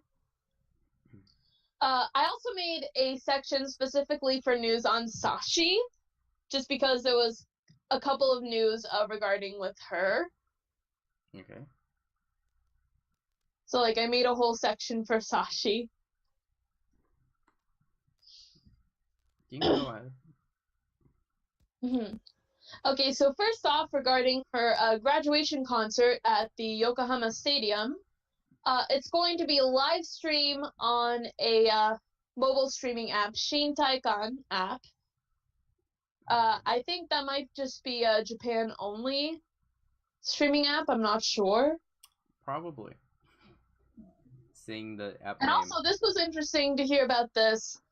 The concert had sold out all their seats, so they had to add in extra seats for fan club subscribers. So, this was the people who were subscribed to, the 48 group, fan club, mobile stuff, yada yada. Basically, it was for them. So yeah, that was very interesting to hear. Let's see. Outside of HKT, Sashi has had a couple of gigs already. First off, she's been cast in the One Piece movie, One Piece Stampede. Really? That's going to be pretty interesting. And she's also, interestingly, getting her own esports show. Wait, what? Sashi? Yeah, this is a thing that's happening. I never imagined Sashi doing anything with video games. Well, I mean, to be fair, neither did me with Sakura, and then she turned out to be a huge gamer. But then again, Mayu did borrow Sashi's one of her DS games, now that I remember.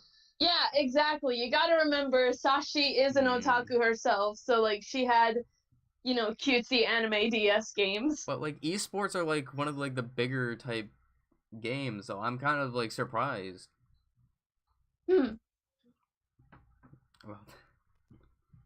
Wow. So, yeah, her esports show, Sashi no Iheya, I love that title, her E-room, began on April the 1st. A lot of stuff beginning on April the 1st. But yeah, pretty cool. Okay. Whew. What do you want to get to now? I guess since we kind of talked. Oh, what? Oh no, never mind. You can go ahead. Whatever you're trying to say. Okay. I was gonna go on to talk a little bit about IZ*ONE. Okay. For a little bit. So they released the full music video for Violetta, which is one of the songs on their newest mini album that has come out. That's doing really well, by the way. And the music video, let's see. It's actually been a while since I've checked it, but on the most recent update, the music video had 12 million views. I'll have to see what it's at right now, if it's gone up any. Let's see. Oh, yeah, we are now at over 23 million views. So yeah, IZ*ONE is still going on very strong. Let's see, they had their comeback performance, which was very cool to see. And a couple other different videos, which I liked. They showed a dance practice version of Violetta. I absolutely love the choreography. And there was also, do you know what a relay dance is? No. I've only heard of relay races. So no, this is a relay dance, and a bunch of K-pop groups do this. So basically, they have the video filmed vertically, you know, like when you film on your phone vertically. Yeah. And the members are all in a line, and they all take turns dancing part of the choreography to Violetta. Okay. So, like, one member will do part of the dance, and then they'll step aside and have the next member do it, part of the choreography, and so on and so forth. And it is so cool to watch. I love those kind of videos. Especially when you can see, like, some of the members, they'll kind of, like, peek out from behind or, like, dance behind the other members who are dancing. It's so fun to watch. So yeah, definitely check those out if you're interested. Also for IZ*ONE on the Japan side of things, they have launched a official Japanese fan club website. Let's see, there's actually a picture on the site where it's like, there's supposed to be like logo icons of the members, but they were drawn by Sakura. It's pretty cute. And then also, I'll have to look up when they did this, but IZ*ONE Japan is going to hold their first fan meeting in Japan. I'll have to see whether or not that's happened yet. No, that's going to be on May the 2nd and May the 3rd at Nippon Budokan. Okay. So yeah, IZ*ONE is still killing it.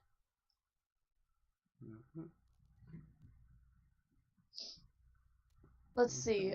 Since we're up here, I guess we can talk about Hinata Zaka next. Sure. So, Hinata Zaka is getting a bingo series, Hina Bingo. Yes, Hina Bingo! That started already. I'll wait for the subs, if people will sub that. I hope people will sub that, because I will definitely watch it. I'm pretty sure they will. So, the MCs... Wait, is it MC or MC? Is it just one MC? Okay, so the one MC is Koyabu Kazutomo. I don't know who he is. I'm assuming he's a genin. Yeah, like, I've seen him before. I can't remember if he's in a duo or not. I don't think he is, but, like, I know that I've seen his face before somewhere. So they announced that during Zip Springfest. Hmm. Then also regarding to the Hinatazaka single, it topped the Oricon charts at 476,000 copies, breaking the female artist sales record. Mm-hmm. And then a further update on that, with Kyun and also previously mentioned SKE's Stand By You broke 500K sales. Yeah. So yeah, very good on both sides of them. Also, in a couple days, or today, it just happened today. Hinatazaka was on Music Station. Oh yeah, woo! So, I'm assuming they performed Kyun. I'm assuming. Yeah. So maybe whenever Mike comes back, we can talk about that. Like he can talk about that. Yeah. They also are going to appear on UtaTube. Let's see. I'll have to see how many of these performances have already happened. Let's see. Or did they perform at UtaTube? Oh, okay. So UtaTube, the episode will air on April the 20th. Okay, so that's tomorrow. And then today's tomorrow. And then it will also air on NHKBS Premium on April 21st. So it hasn't happened yet, but it will very soon. Yes. And then let's see. I'm happy. They appeared on Shibuya Note on April the 7th, so that already happened. And then both Hinatazaka and SKE48 are to participate in Music Wave 2019. So I'm happy. Two of my favorite groups. And then last but not least, let's see if that happened. Hinatazaka is releasing commercials for Mechakari phone app. I don't know what that app deals with, but it's for like buying clothes. Okay. Let's see. That's it for the Hinatazaka. I was trying to find the date for a Music Wave 2019.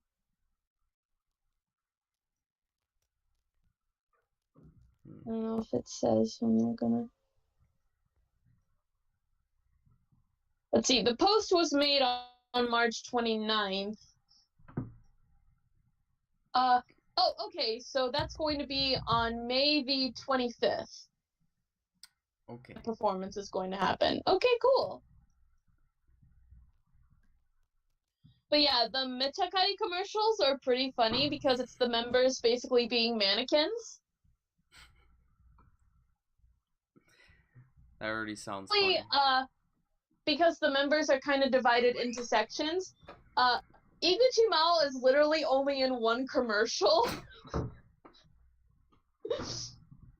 And what happens with her is so funny. She's only in one commercial? Yeah. Oh boy. I'm sorry, Ruka.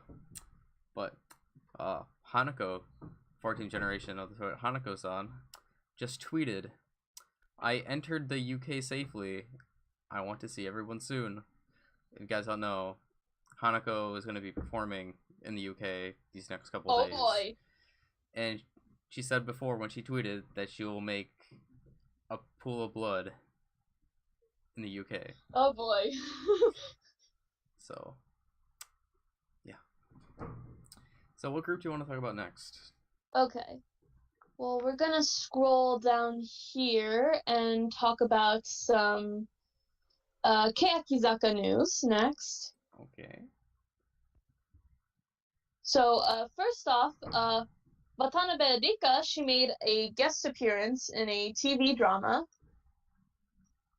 I don't know if you heard about that or saw that. I did not hear about that.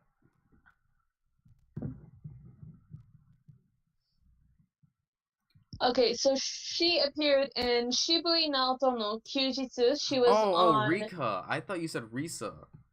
no Rika, Oh, Berika, not Risa, Rika. oh, I was, I zoned out there. Oh, yes, yes, So yes. you I did heard see about. that. Yes, I did. I did see that. Of course, I did. Okay. Whew. Oh, I Let's see. I didn't see the drama episode. I didn't know if you did or not. I did not. I have not seen that Hmm. yet. Okay, but on the topic of Watanabe Risa,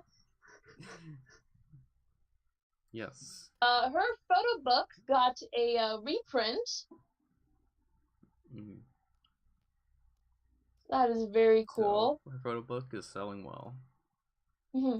Let's see. According to Oricon News, the publisher decides to order a second print, an additional 20,000 copies, which will bring the total copies in circulation to 150,000 copies. Mm, That's amazing. that's And very then, great. Keyakizaka, their third anniversary and Nagahama Neru graduation photo panels are up at the Shibuya Tsutaya. Mm, yes. And then there's actually one more thing from Kayaki. Happened, I think it was earlier this week, late last week. So there is now a controversy in Kayakizaka, and it Okay, revolves. I heard about that they were talking about this on 48 Talk. I didn't hear that segment yet, but Yes. I did see about it and I was wondering what was going on. So I don't know the full details necessarily, but it is believed to be that Imaizumi Yui graduated because of bullying within Kayaki. And it's been known that like Kayaki members aren't really that nice to each other. So there is definitely like a bunch of bullying within Kayakizaka. That is known. So it is believed that Imaizumi Yui graduated because of such bullying. Mm. And then also this brings the question, is Neru graduating because of this as well? Or is it just because she just wants to leave? It's Mm. bringing the question to that because it was brought up. There was apparently some source that mentioned something and sort like gave the source as Zumin's brother that said that. Does Zoomin have a brother? I thought I read something about that. She might. I'm not sure. But I know that there was some source that stated something along the lines of that. So we've known that Kayaki has a bullying problem, and now there's controversy there. And I'll just leave that at that. Mm. So now that we don't, Let's see. Also, in relation to the Kayaki's third year anniversary, they have posted up an official website for the anniversary live. okay. I guess next we'll talk about Nogizaka news. Sure. Okay, let me find that. Okay. So the Nogi 4th Gen will be holding a stage in April, a principal stage. So I'm assuming this is like their first live. I'm Well, assuming. it's Is not that what? exactly alive. Do you remember the 16 principles? Do you No. remember what that is? No. Okay, so it was like a couple years ago, I think, when they first started this. basically the principal stages are where they get the members and they have live auditions in front of an audience for the first half of the show. And then during the intermission, the fans will vote on the members who are going to get cast, and in the second half of the show, they perform a play based on who gets cast. Okay, I've never heard of anything like that. Okay. Okay, so the first show that they did, it was Alice in Wonderland themed. I forget what they did for the second show, but for the third show, which was the only principal stage that Matsui Rena participated in, because that was when she had her concurrency with SKE and Nogizaka.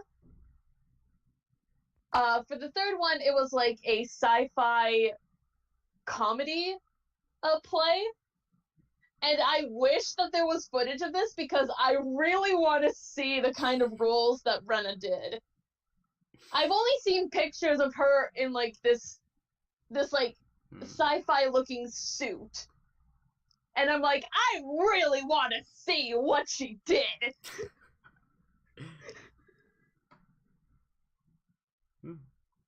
Okay. So yeah, the fourth gen are going to do that. So that is very cool to hear. Okay. And then within the album news, so there was a preview of Gorgonzola. I haven't listened to the preview yet, so I have no opinion on it. And then also their album topped the Oricon charts. Like I said before, I'll probably pick up the album when I'm in Japan so I can save some money. And I did decide that if there are still any limited editions, I would buy the limited edition version. So, yeah. So that's Nogizaka's fourth album. And actually, I did see the covers. I believe before I didn't see the covers, but now I know what the covers look like. Yeah, Pretty they're real interesting. pretty, aren't they? I liked how they had like each of like the single covers like on the wall, and then you just had like that one random girl just looking at them. So, yeah, and then also in Nogizaka, song-wise, so they announced their 23rd single. Title still hasn't been announced.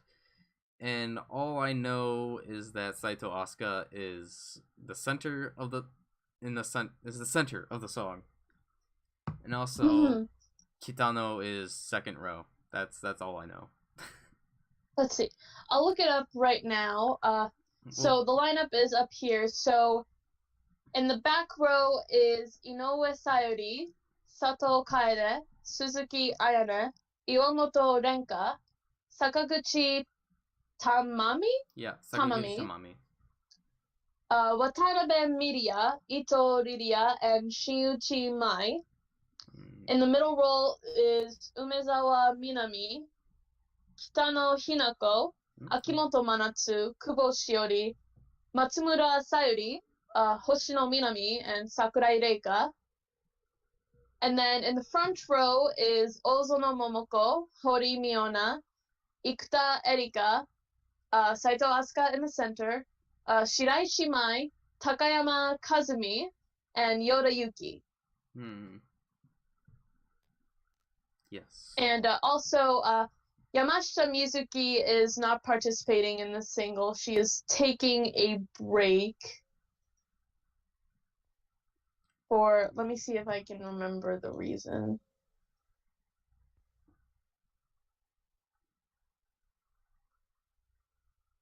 But yeah, what do you think of this lineup?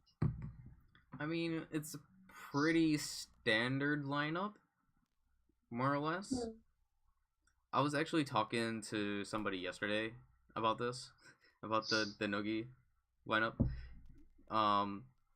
He was like, he wanted somebody else to be the center, because usually the Nogi centers are where Nishino form, Ikoma, Shinichi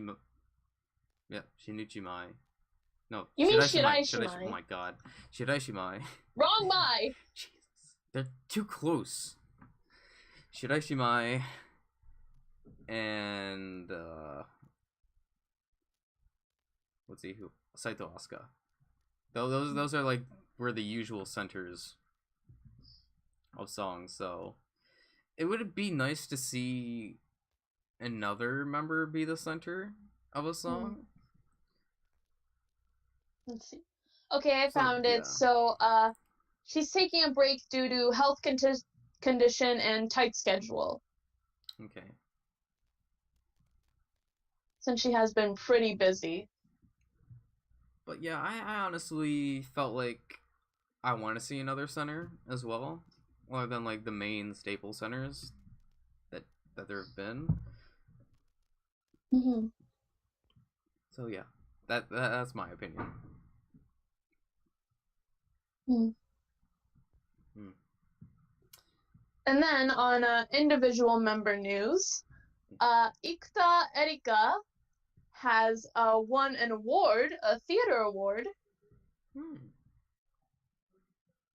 She received the Kazuo Kikuta Theater Award for her performance in Das Musical Mozart. So yeah, very cool. Happy. I'm happy.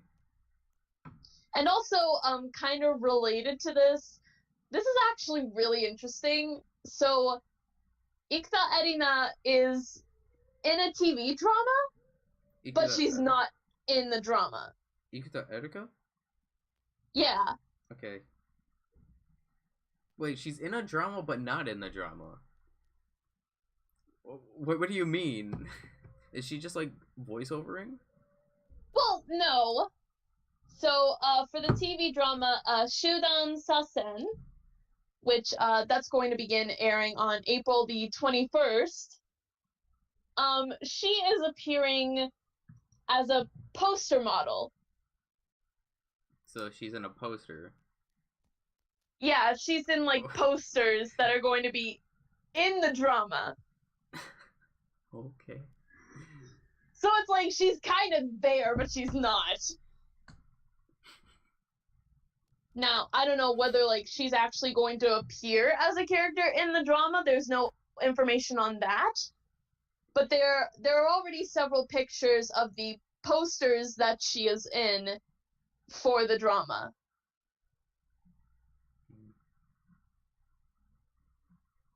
Okay. I thought it was pretty funny. Just the fact that she's in a drama, but not in the way that you would think. Yeah.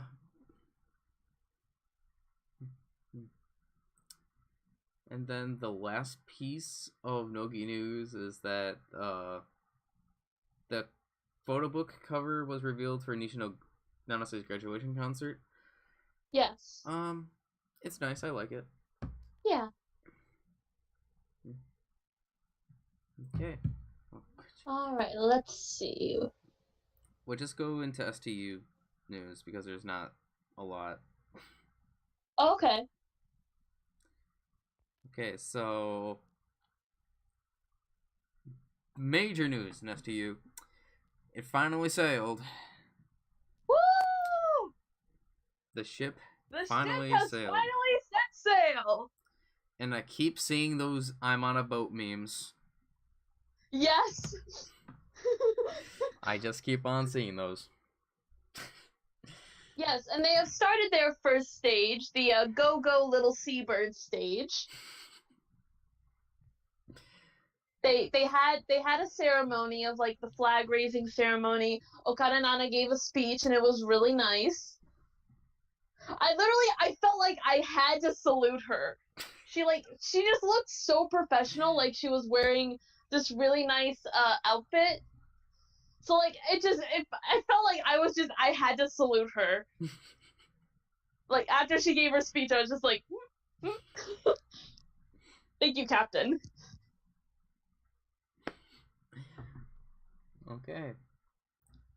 And then Yabishita Fu announces that she will be taking a hiatus from the group. I don't know how long it's gonna be. Hmm.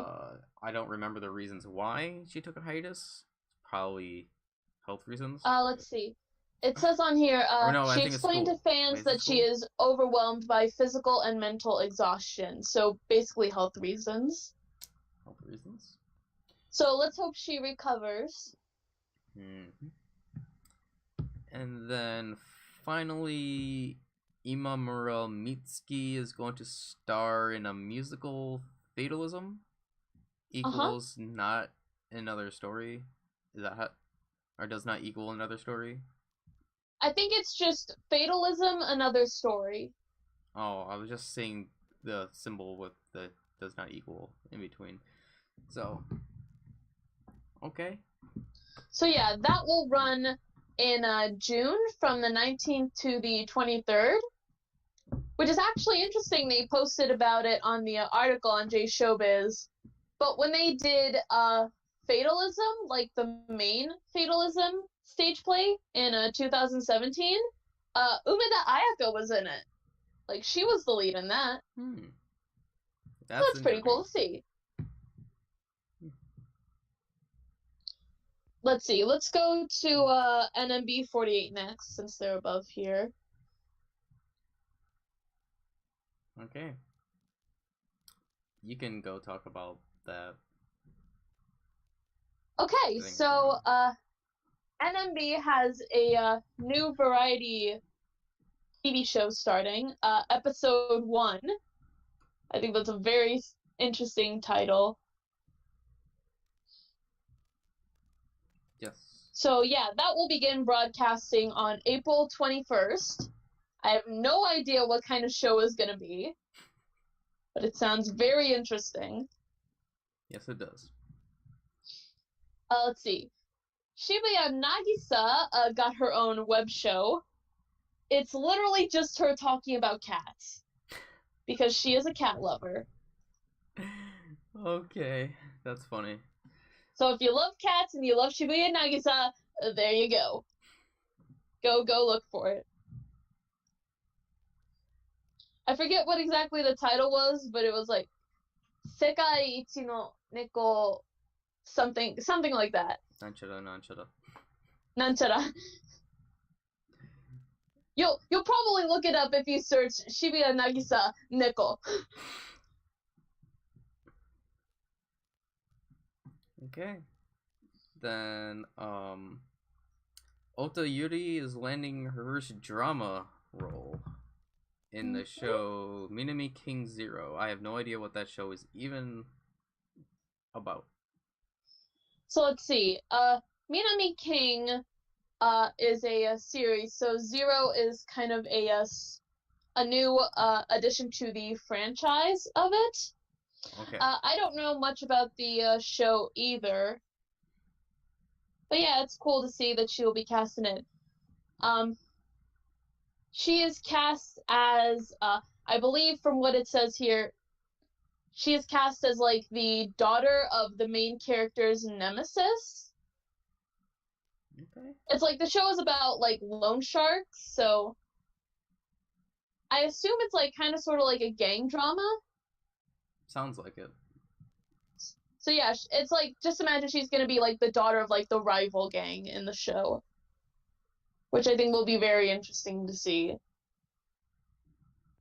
Okay. Let's see. NMB held a live performance at Tokyo Girls Fest. There is a digest video up of their performance. Pretty cool. Mm-hmm. This is some pretty big news. Shiroma Miru will be releasing her first photo book this summer. Yes. It was really funny how like she kind of hinted that she was getting a photo book because she like drew like a terrible picture. I think it was on Instagram or something. And I guess that was the hint that she was going to get her own photo book. And then like a couple days later, it was announced that like she was going to get a photo book. So a lot of people are happy about this. I'm happy. I'm probably not going to get the photo book though.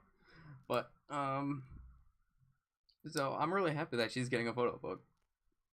Cuz she's definitely like one of the members that you would think would already have a photo book So yeah.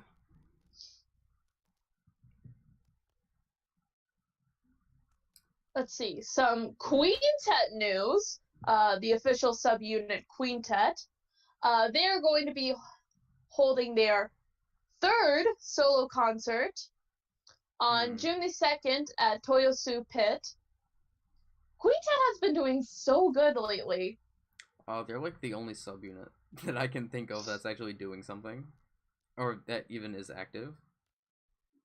Yeah, they recently released a clip from their spring concert at Zep Namba. It's basically a video of them performing Mosh and Dive, which I'm like, I forgot about this song and I love it.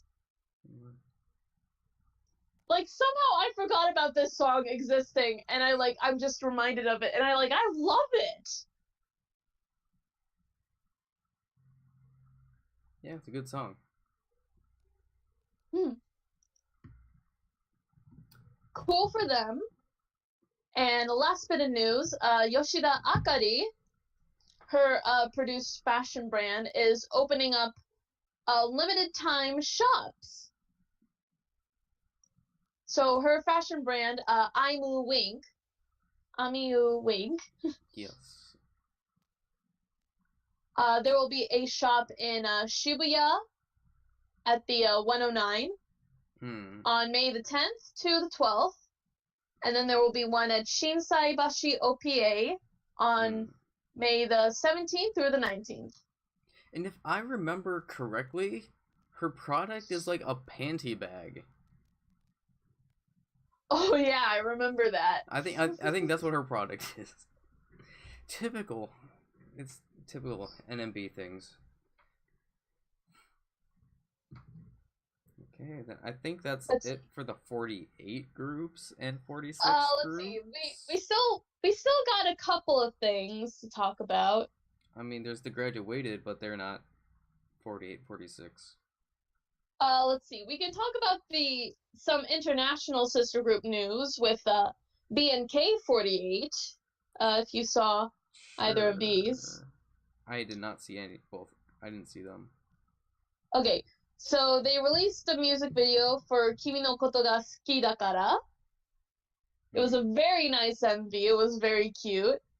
Izurina is in it, and she's so funny.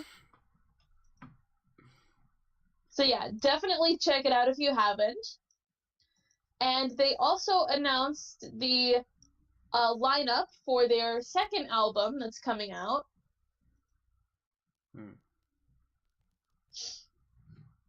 So first up is the lineup for Jabaja. So let's see.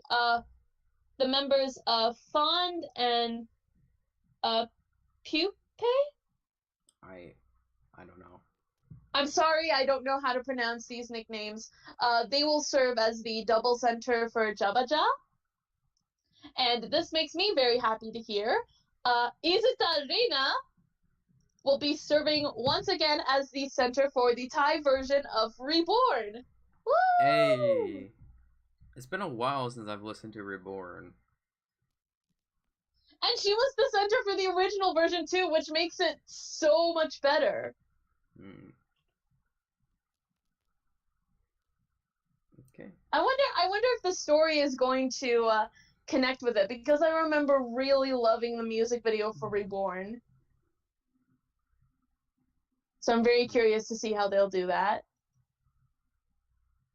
And then also another related international group news. We saw the music video that MNL48 had released it was their version of 365 Kami Hikoki. Yeah, somebody wanted us to know our reactions to. So we took a look at it just before we started recording. So we took a look at it. So what are your thoughts on the music video? Visual-wise, I thought it was really nice. A lot of the location shoots were like really pretty, seeing like the night shoots.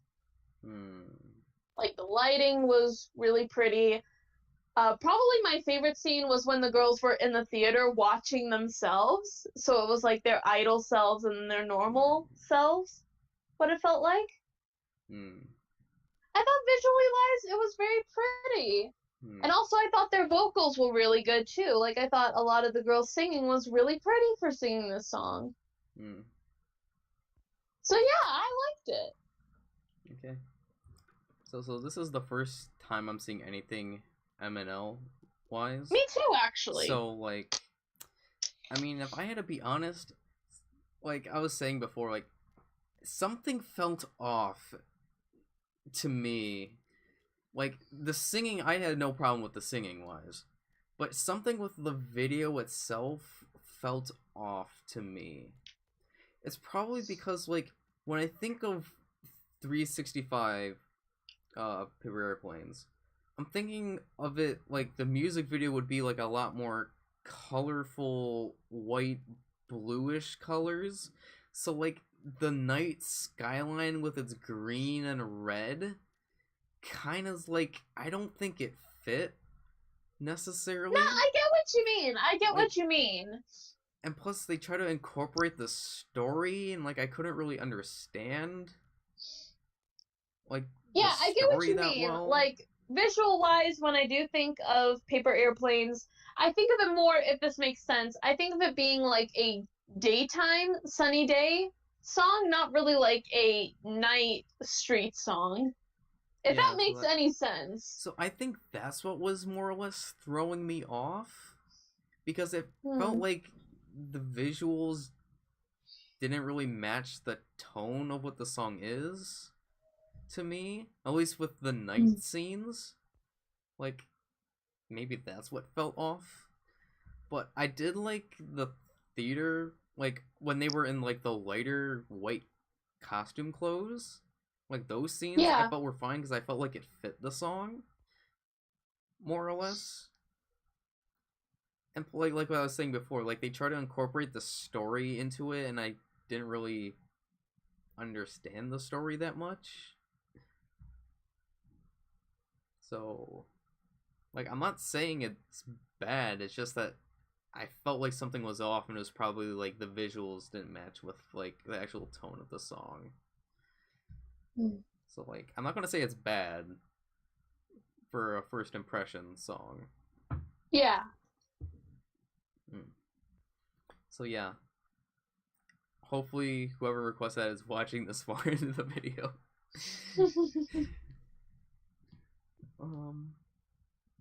Then what else? Let's see. We can go on to the graduated member news, because there's quite a bit for that. Yes, there is. Oh my, there's so much. We should go through this quick. This video is already going on to 2 hours and 13 minutes. Okay, so first off, with Yamada Marina, some news with her. She will be releasing her first photo book on May 23rd. So check that out if you're interested. Also, I saw this from her Instagram, but she is appearing as the main heroine of the stage play version of the anime Wiz. I think it's like a sequel or spin-off to the anime Handshakers, which is awful. Oh, that anime. Yeah, that anime was horrendously terrible. Yeah, it was pretty bad. I watched the first episode, and I'm like, this is probably like one of the worst animes I've ever seen in my life. Let's see. Let's see. Moving on for Matsui Rena, a bit of news with her. So she is going to be hosting an All Night Nippon Zero radio broadcast on April the 27th. I don't know if they live stream the All Night Nippon Zero on Showroom, but I hope they would, because I would want to see that. Let's see. She is cast as a guest star on an upcoming Oishii Mamoru Chi Tomodachi. I don't know anything about that. is do you know anything about Nope. Oishi Mamoru? I've Like- never heard of it. I would assume it has to deal with food. Granted, with the oishi part, so maybe it's about food? Well, I mean, that's the name of the director. Oh.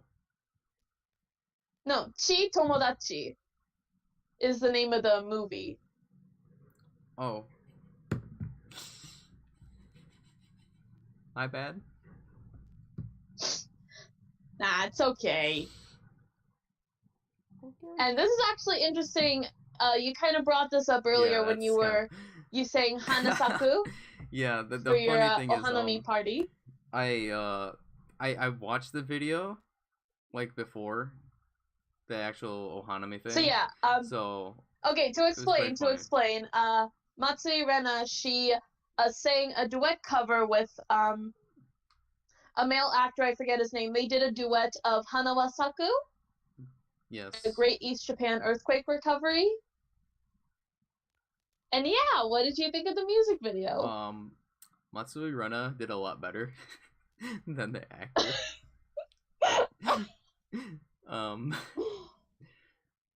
But it's interesting to hear like these different kind of like renditions of the song though. Because there's like multiple renditions of Hanawasaku. Yeah. There's the chorus version, there's a solo version by Iwata Karen, which I love that version. And then there's also the version that literally my sensei repeatedly played over and over again. Like every class, every club meeting, the one with the Olympians singing Hanawasaku from the 2016 Olympics. Like the athletes that participated. Yeah, so there was that version that I watched maybe 50 times.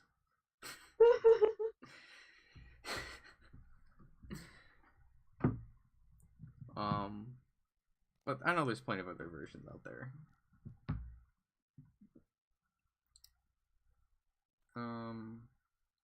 Let's see. She is also acting as the kind of the host MC for Doki Doki World Japan. It's a short NHK program. I think it's basically made to promote like other programs on NHK because it's and then it's an AI robot talking about different NHK programs. Okay.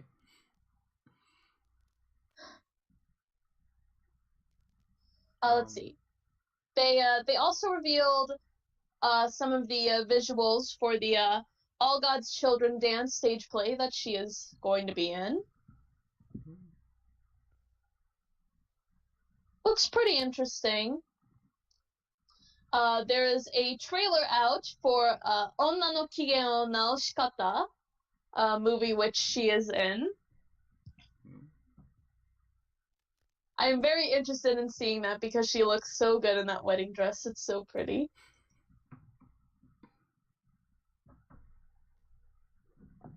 And then this was recently announced, but Matsui Rena and another former AKB member, Nagao Maria, will be cast in the TV drama The School for Water Business Reiwa. They will be playing as teachers of the Tokyo Water Business Public High School.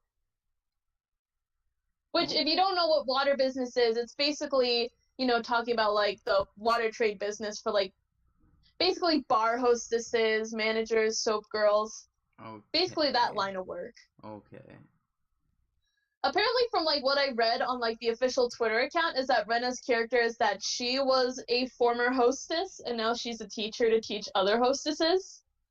Was there anything on Nagao Maria? I didn't see, but it says that she's a teacher in the show.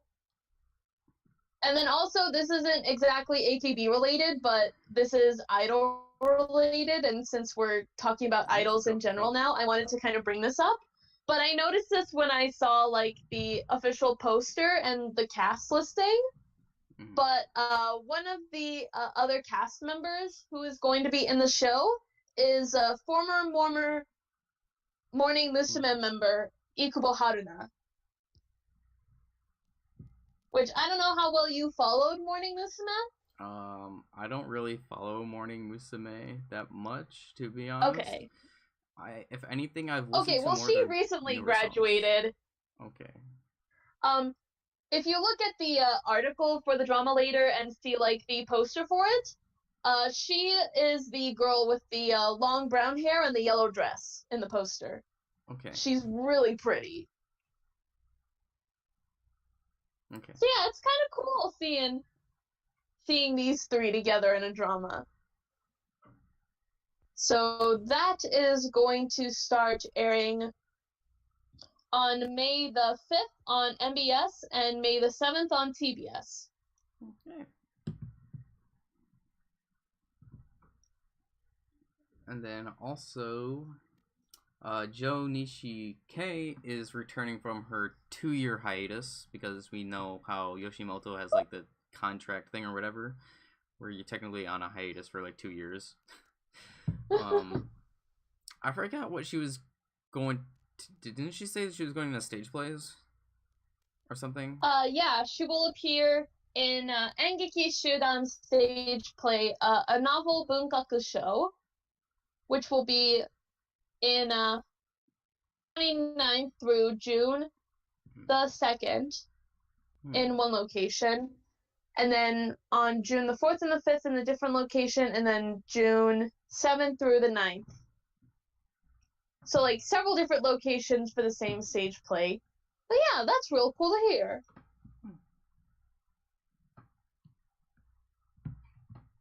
Okay. Okay, so this is interesting.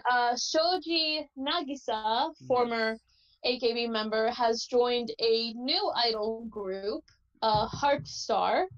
Yeah, and I heard that she's the center or the main girl in the group. Yeah, from the picture that's up on here, it looks like it. So, yay. Let's see. Ichikawa Miyori held a 5th anniversary live as the Hiroshima Lemon ambassador. What? Wait, lemon? I mean... No, this is true. She's the lemon ambassador for Hiroshima. Of course. Why would you expect nothing else? She is still a fresh lemon, I guess. Well, of course she is. Alright, some Yamamoto Sayaka news. Her newest single, Ichirin So, is out. They had a short music video released for Ichirin So. Did you see that? I didn't even know that there was a music video. Or a short MV. Okay. Gonna have to watch that later. And then, also, Cyanat is set to join the Monster Bash event in August. So definitely look forward to that. She's currently still on tour, of course, so it's going to be a while. But hey, cool for her.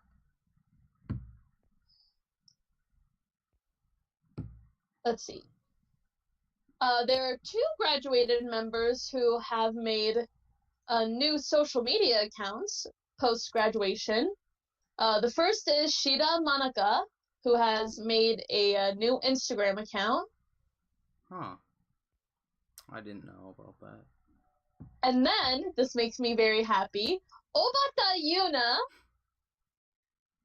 has made a new personal Twitter account, Instagram account, and has even very recently joined TikTok.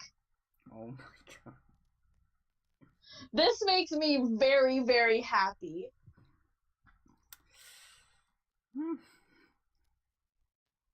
It's like, it's really interesting to see because, like, even though Yuna is no longer an idol, there are so many people supporting her. It's like it no longer feels like she's a famous idol. It feels more like she's just a famous normal person. And that's exactly how she describes herself. She's just like, I'm just a normal person. And she's just so cute. Like, Yunana is still cute and adorable and pure.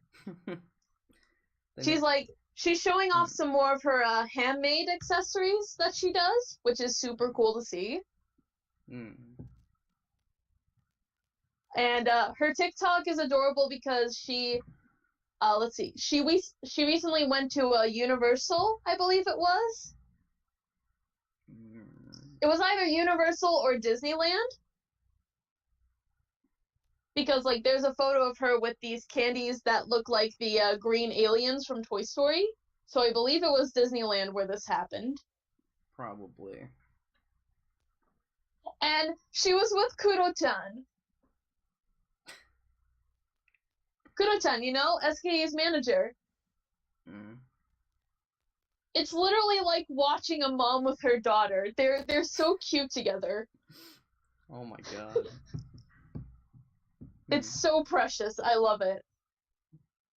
Okay, and if you don't mind, can I do the next two people then? Of course. Dozo. Okay, so I'm really happy about this, although I won't be able to get this. So Shibata Aya is releasing a new digital photo book. I want it, but I know that I can't get it because it is a digital photo book. Why can't she just release a physical photo book? God dang it. Because I believe her last two were digital photo books, and I want them. So, if you can, please get Shibata Aya's digital photo book. Just for her eyes alone, I have to say. And then with Imaizumi Yui, graduation news. So there was footage of the dress rehearsal of the Last Generation 46. Oh wait, I didn't even say the whole title. Atami Satsujin Jiken Last Generation 46. I haven't seen the footage of that. Oh man. But I realized that you probably left a link because I see that area. Yeah, it's definitely check that out later because her acting is really good in this. Then also, just like Obata Yuna, Imaizumi Yui also joined TikTok. I haven't seen any of her videos so far. She also joined the cast of Final Fantasy XIV Dead of Light movie remake. I remember they actually have the movie on Netflix, the original movie. Yeah. Was it a movie or was it a drama? I think it was a movie. But yeah, like, I remember seeing it, like, Chiba Yudai is in it. Yeah. I think it was a movie. I could be wrong on that.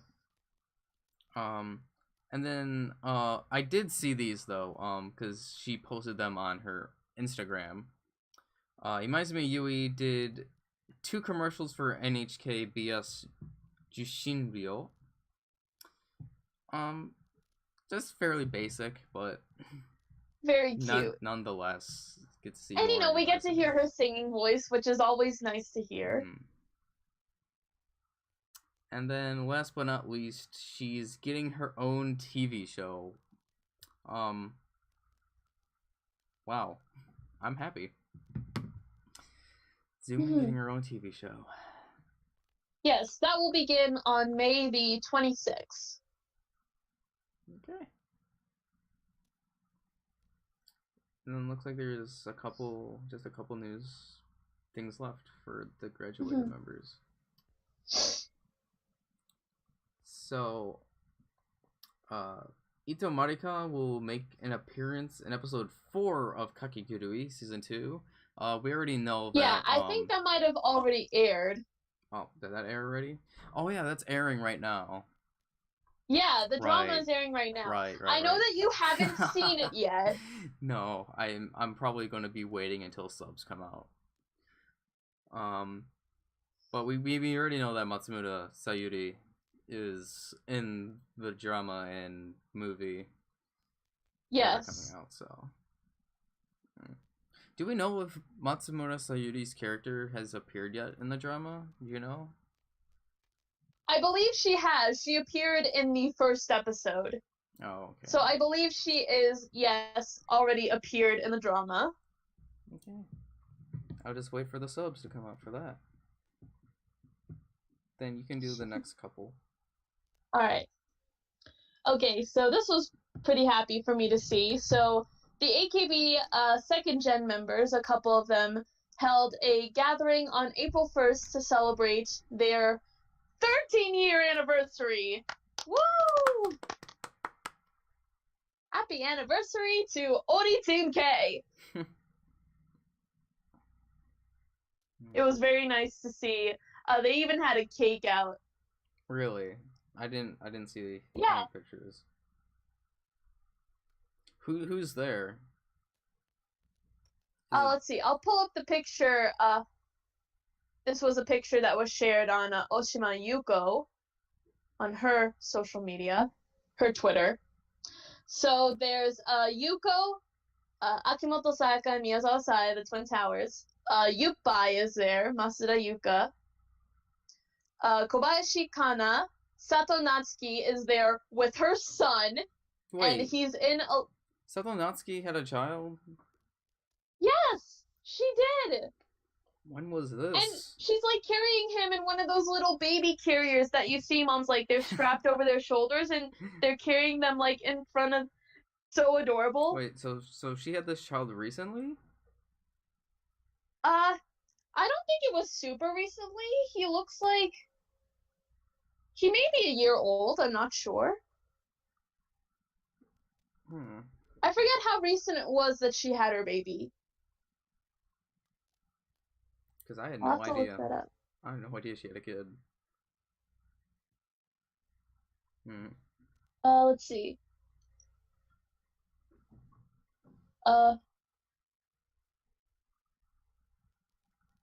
Who else was there? Oh yeah, sorry. Shikano Rina was there. Okay. Kasai Tomomi was there, and Matsubara Natsumi was there.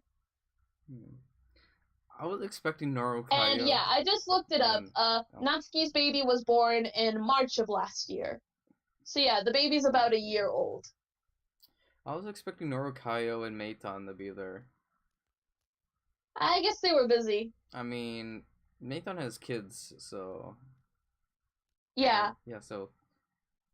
To be expected. And the funny thing, actually, when I bring up Noro Kayo, is I'm actually watching a drama right now. I know the drama already ended, but she's in a drama. Oh, if it's the drama that I'm thinking about, is it the one that takes place in Okinawa? Yes. It's like the Southern Beach love story? Yeah, I'm watching that right now. And Yes! it's so funny how they have her character named Kayo, and that's like her actual name. I'm like, yes, of course. So yeah, they actually showed this to me. But basically, the drama, for those of you who don't know, it takes place down in Okinawa, and it's basically about a young girl who meets a version of herself from the future, who is played by Noro Kayo in this instance. And like, I saw like the first 2 episodes. They didn't have subs at the time, but Sky showed them to me because Noro Kayo's scenes are so funny. Yeah. They're pretty funny. I'm currently So, on like, episode 6. Oh, okay. So,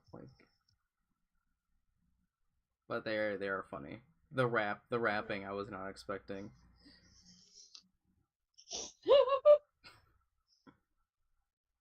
So yeah, very enjoyable.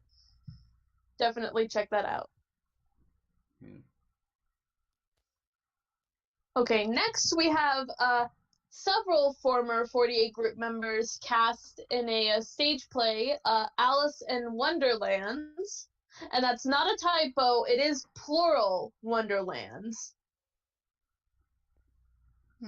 So, Ota Aika, former AKB/HKT member, is cast as the lead. And then also confirmed to be in the cast is a former HKT member, Okamoto Naoko. I don't really know who she is. I've never heard of her. And former NMB member, Yogi Keita. I do remember her. I've never heard of her either. Oh, she's funny. She had some pretty funny bits in Ganin.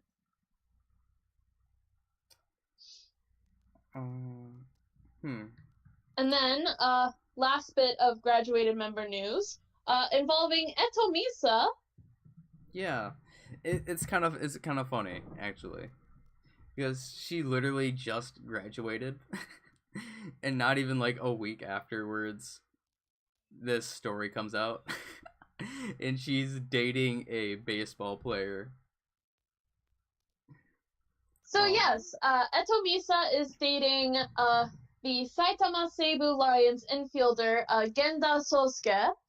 Apparently, from the story that is up on J Showbiz, is that the two of them met in an interview, and they said it was love at first sight for Mr. Sosuke.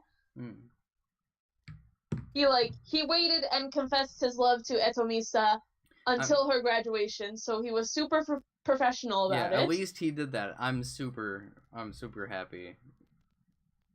And they started dating last month. So this is really cute to hear, like, this baseball player fell in love with an idol. And, like, he wanted to be real professional about it, so he waited until after she graduated to confess his feelings for her. And that's so cute! At least they did it in the right way.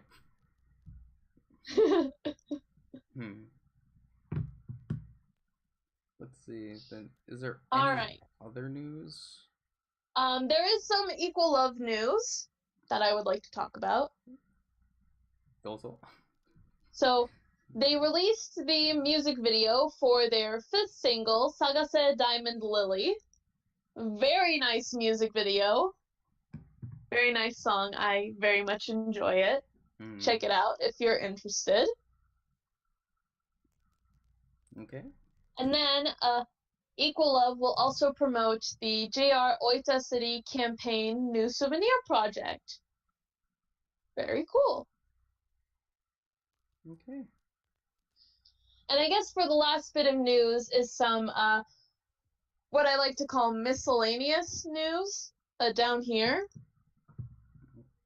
Because, like, some of it is kind of related to 48 Group, but not really. So first off, with Akipi's girl band project, the Coin Lockers, they will be performing the theme song for the TV drama Ore no Skato Doko Ita, which I believe in that drama Shirai Shimai is in it. So that'll be pretty interesting to hear. Okay.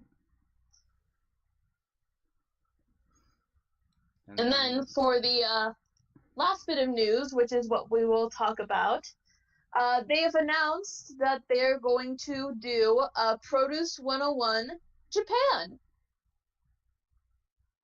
So hey, real cool. Is this gonna be in Korea still, or is this gonna be like, are they just gonna film it in Japan? This is in Japan. Then I might watch this one then. So yeah, like, for Produce 101, because it's not just in Korea, there's actually spin-offs that I believe are, like, in China or in Taiwan, too. So, like, in other parts of Asia. So this is cool to see it. It's coming to Japan. So and this will be for male applicants, not female. So this will be a male group that comes out of this. Okay, then maybe I won't watch it. But interesting nonetheless. Hey, still. Interesting nonetheless, though. Yeah, like, but hey, though, if it is successful, they could do a season 2 and do girls next time. You never know. We'll see. I'm sure that my other friends are probably happy about this, though. And what's cool is the hosts who are going to do the show is 99. 99. It's Okamura Takeshi and Yabe Hiroyuki. You know, the guys who always did Michaike. Oh, It's those them! guys! Yes, Oh. those guys! Yes. So that's interesting. Okay. Oh. Alright. Do we have to talk about all the shows? I mean, we don't have to talk about all of them. We can talk about some of them if you've watched some of them. Because I know we're running very high on time. The only one I have, or the only two that I have seen are Kayakite and Hiragana Oshi. Those are the only two that I've seen recently. Oh, okay. Have you seen those two? Let's see. Yes, I did. On both series, did you catch up? Yes. Okay. Yes, I have. So, I guess we can start off with the ending of Hiragana Oshi, I guess? Yes. Because there should be a new show this week that happened. Yes, they recently renewed it. They renewed the show and they retitled it Hinatazaka de Aimashou, or Let's Meet at Hinatazaka. Very fitting title. They even renewed the set because I saw some of the first episode, and the new set looks very nice. And Audrey is still the MCs. Yes. Yes. That's good. I couldn't help but laugh by, like, in the last episode they showed Wakabayashi. I'll see you again, or something like that. Oh no, I'll be back. I'll be back. They did that for the final thing. I'll be back. But so the last 3 episodes were for the campaign for the single. They were doing a how long was it in total? I know they each did 12 kilometers. They each ran 12 kilometers. Like 10 groups. The marathon, it was at least 2 days, but for show rise, it was 3 episodes long. Yes, but like how long was like the actual like run? Because I know each 120 kilometers, which I don't know how many miles that is. And let's see, kilometers. You said it was 120? Yeah, because each group, there was 10 groups that did 12 kilometers each. That is 74.56 miles. So that's almost 75 miles. Wow. Yeah, so they did that for their campaign. I mean, it was pretty hard seeing some of the members. Like, they were having, like, they were really struggling. Because, like, I remember one of them had, like, was, like, a foot injury or something. Yeah, like, I think it was Otake. I think Otake, wait, was it Otake?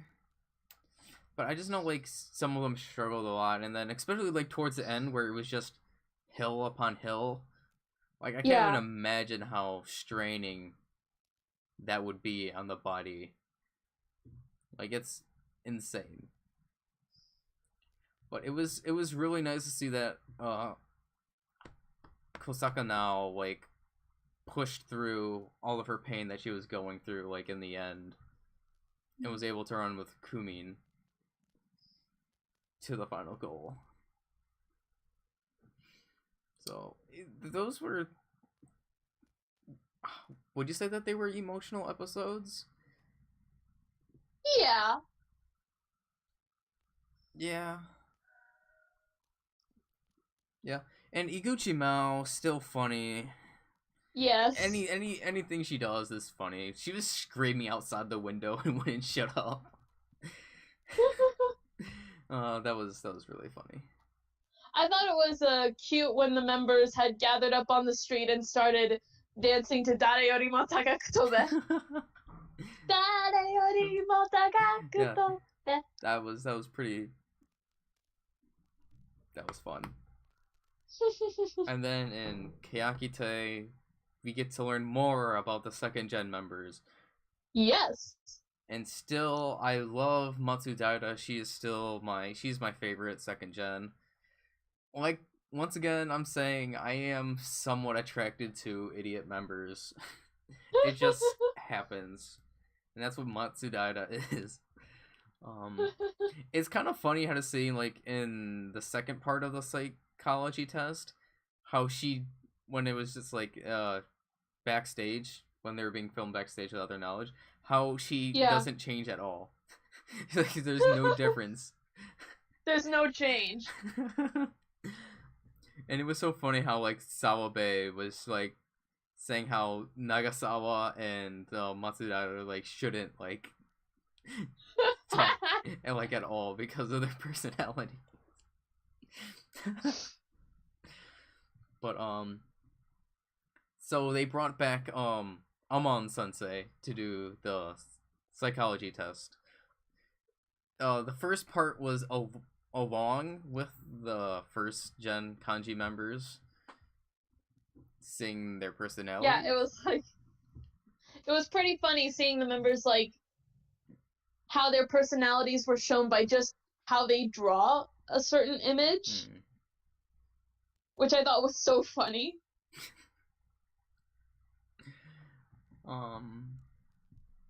Let's see. I don't know what else they really talk about. I can't remember everything in detail. I know that Fujiyoshi, her picture, what was it? Fujiyoshi's picture? No, it was for the psychological, the part 2, how, like, she is a good listener, although she's, like, really shy. Yeah, it's like, she's usually by herself, but she'll, like, take in the atmosphere of, like, what's going on around her. And it's also funny to see how Matsuda is, like, the center, like, of all, like, the second gen members, like, how, like, all the members, like, revolve around her. Like, they all go to her. So, it's kind of funny, even during, like, the psychology part, they're, like, how she was sitting was, like, she was the boss. And also, like, how she acts like an older sister / mom. She's, like, the older sister / mom of the group. So,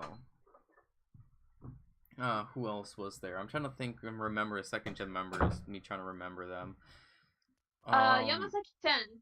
Yeah, she just took out a thing of bread and just started eating it. I'm like, why? I'm like, who does that? I'm like, it was just so out of nowhere. I think she would get along well with Mipan and Miho. Probably.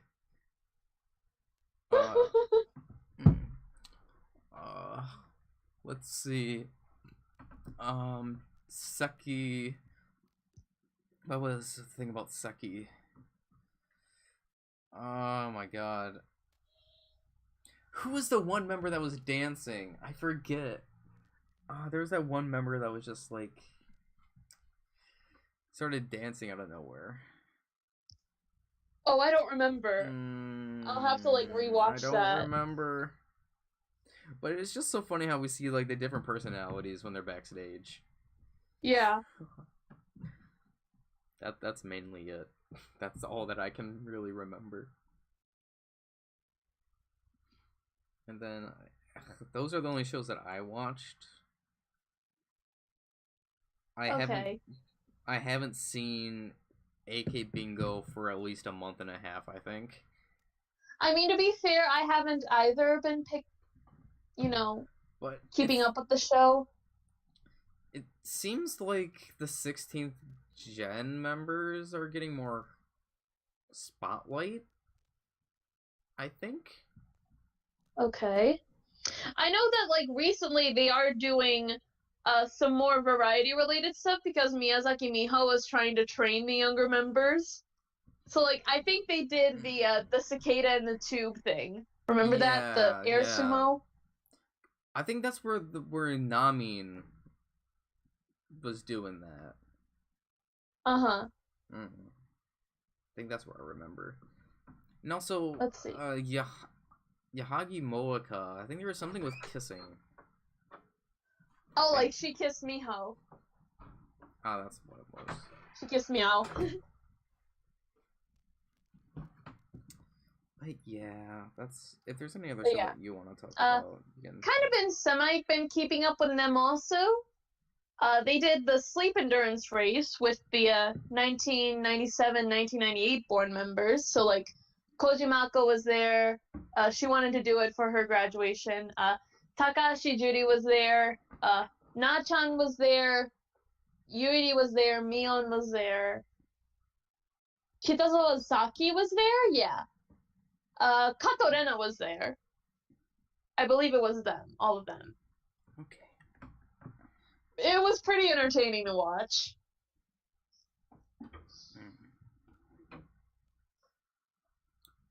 And like, so you didn't see like the AKB48 show final episode or the Sakamichi TV special? I didn't. Okay. We'll have to wait for like if we can get Michael to come back on because he's currently away. Yes.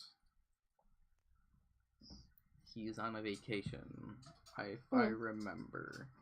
And also, like, has there been new Nogi Ego episodes? Because if so, like, I haven't watched them yet. Okay. I think there should be. They release every month. So yeah. That's pretty much it. I don't know. Yeah, and then there was the TV broadcast for SKE48's Live in Laguna. It was the 2018 performance in October. So I watched that. That was a good show, let me tell you. Like, the set list was really good. It was like a lot of classic SKE songs, a lot of classic SKE units. A lot of the units were actually divided really evenly. Like, there was always like a different member for like each of the units, which was all really nice to see. And Jurina was there, of course, too. She did a duet with Dasu. They did Manazashi Sayonara. That was definitely a highlight. And it was honestly really sweet because Manazashi Sayonara is like a sad, emotional song. And so they were talking about backstage. They were getting so emotional during the performance that they started crying and hugging each other backstage. It was so sweet. And then also, just as a personal highlight for me, they did a performance. They did Sekai ga Naiteru Nana, which, as you guys know, is one of my favorite SKE songs of all time. I believe it was a Furuhata Nao and Kitakawa Ryoha double center. It was really good. And then also, this was just a really sweet highlight at the end of the show. But, like, at the end of the show, you know, you have the members, like, waving goodbye to the audience, arigatou gozaimashita, and they're walking off the stage. But before everyone leaves, Jurina's like, wait, I want to do something. I want to do something before we end the show. I want all the members to come back out on stage, and I want to take a group photo with the audience. So, literally, they got everyone back up on the stage, like, literally everyone. They waited until everyone was there, because there were some members who were, like, still back there, like, trying to get them to hurry and come back. And they took a group photo with all the audience, which was really, really nice. So yeah, definitely a very good show. I can't wait to see the one that they did this year. Yeah, because they did that with Hinata, Zaka, or Nogi. It was one of those two, where they did Laguna. So yeah. So that's it. Is there anything that you want to promote or anything? Nope. Not really, but like I know that we're kind of going long, so We're almost 3 hours and 2:54. Oh boy. For me, it's the stuff that I was talking about first. I want people to go watch those stuff from the underground idols. So yeah, this is probably most likely going to be the last time we're going to be No AKB No Life. Because we are going to change our name. Uh-huh. So, which means we're probably gonna have to change the logo and everything. Oh, okay. So yeah. So whenever we make a video next time, I have no idea when that will be, cause I'm busy. I'm gonna be busy, starting to get towards the end of the semester. For me, we have like a That's month right. left. I'll be graduating this semester. Like in a couple of weeks, I'll be graduating. College? Or Yeah, from college. I still have like 2 years. Ganbatte. I'll be a Oroku Nensei by the time I graduate. It's gonna be so weird when I'm in Japan and I'll be like, "Hi, I'm a Go Nensei," because Japan they don't have Go Nenseis, so they're gonna think I'm really old. But yeah, so whenever the next video comes out, guys, until next time, see you guys later. Bye bye. Bye bye.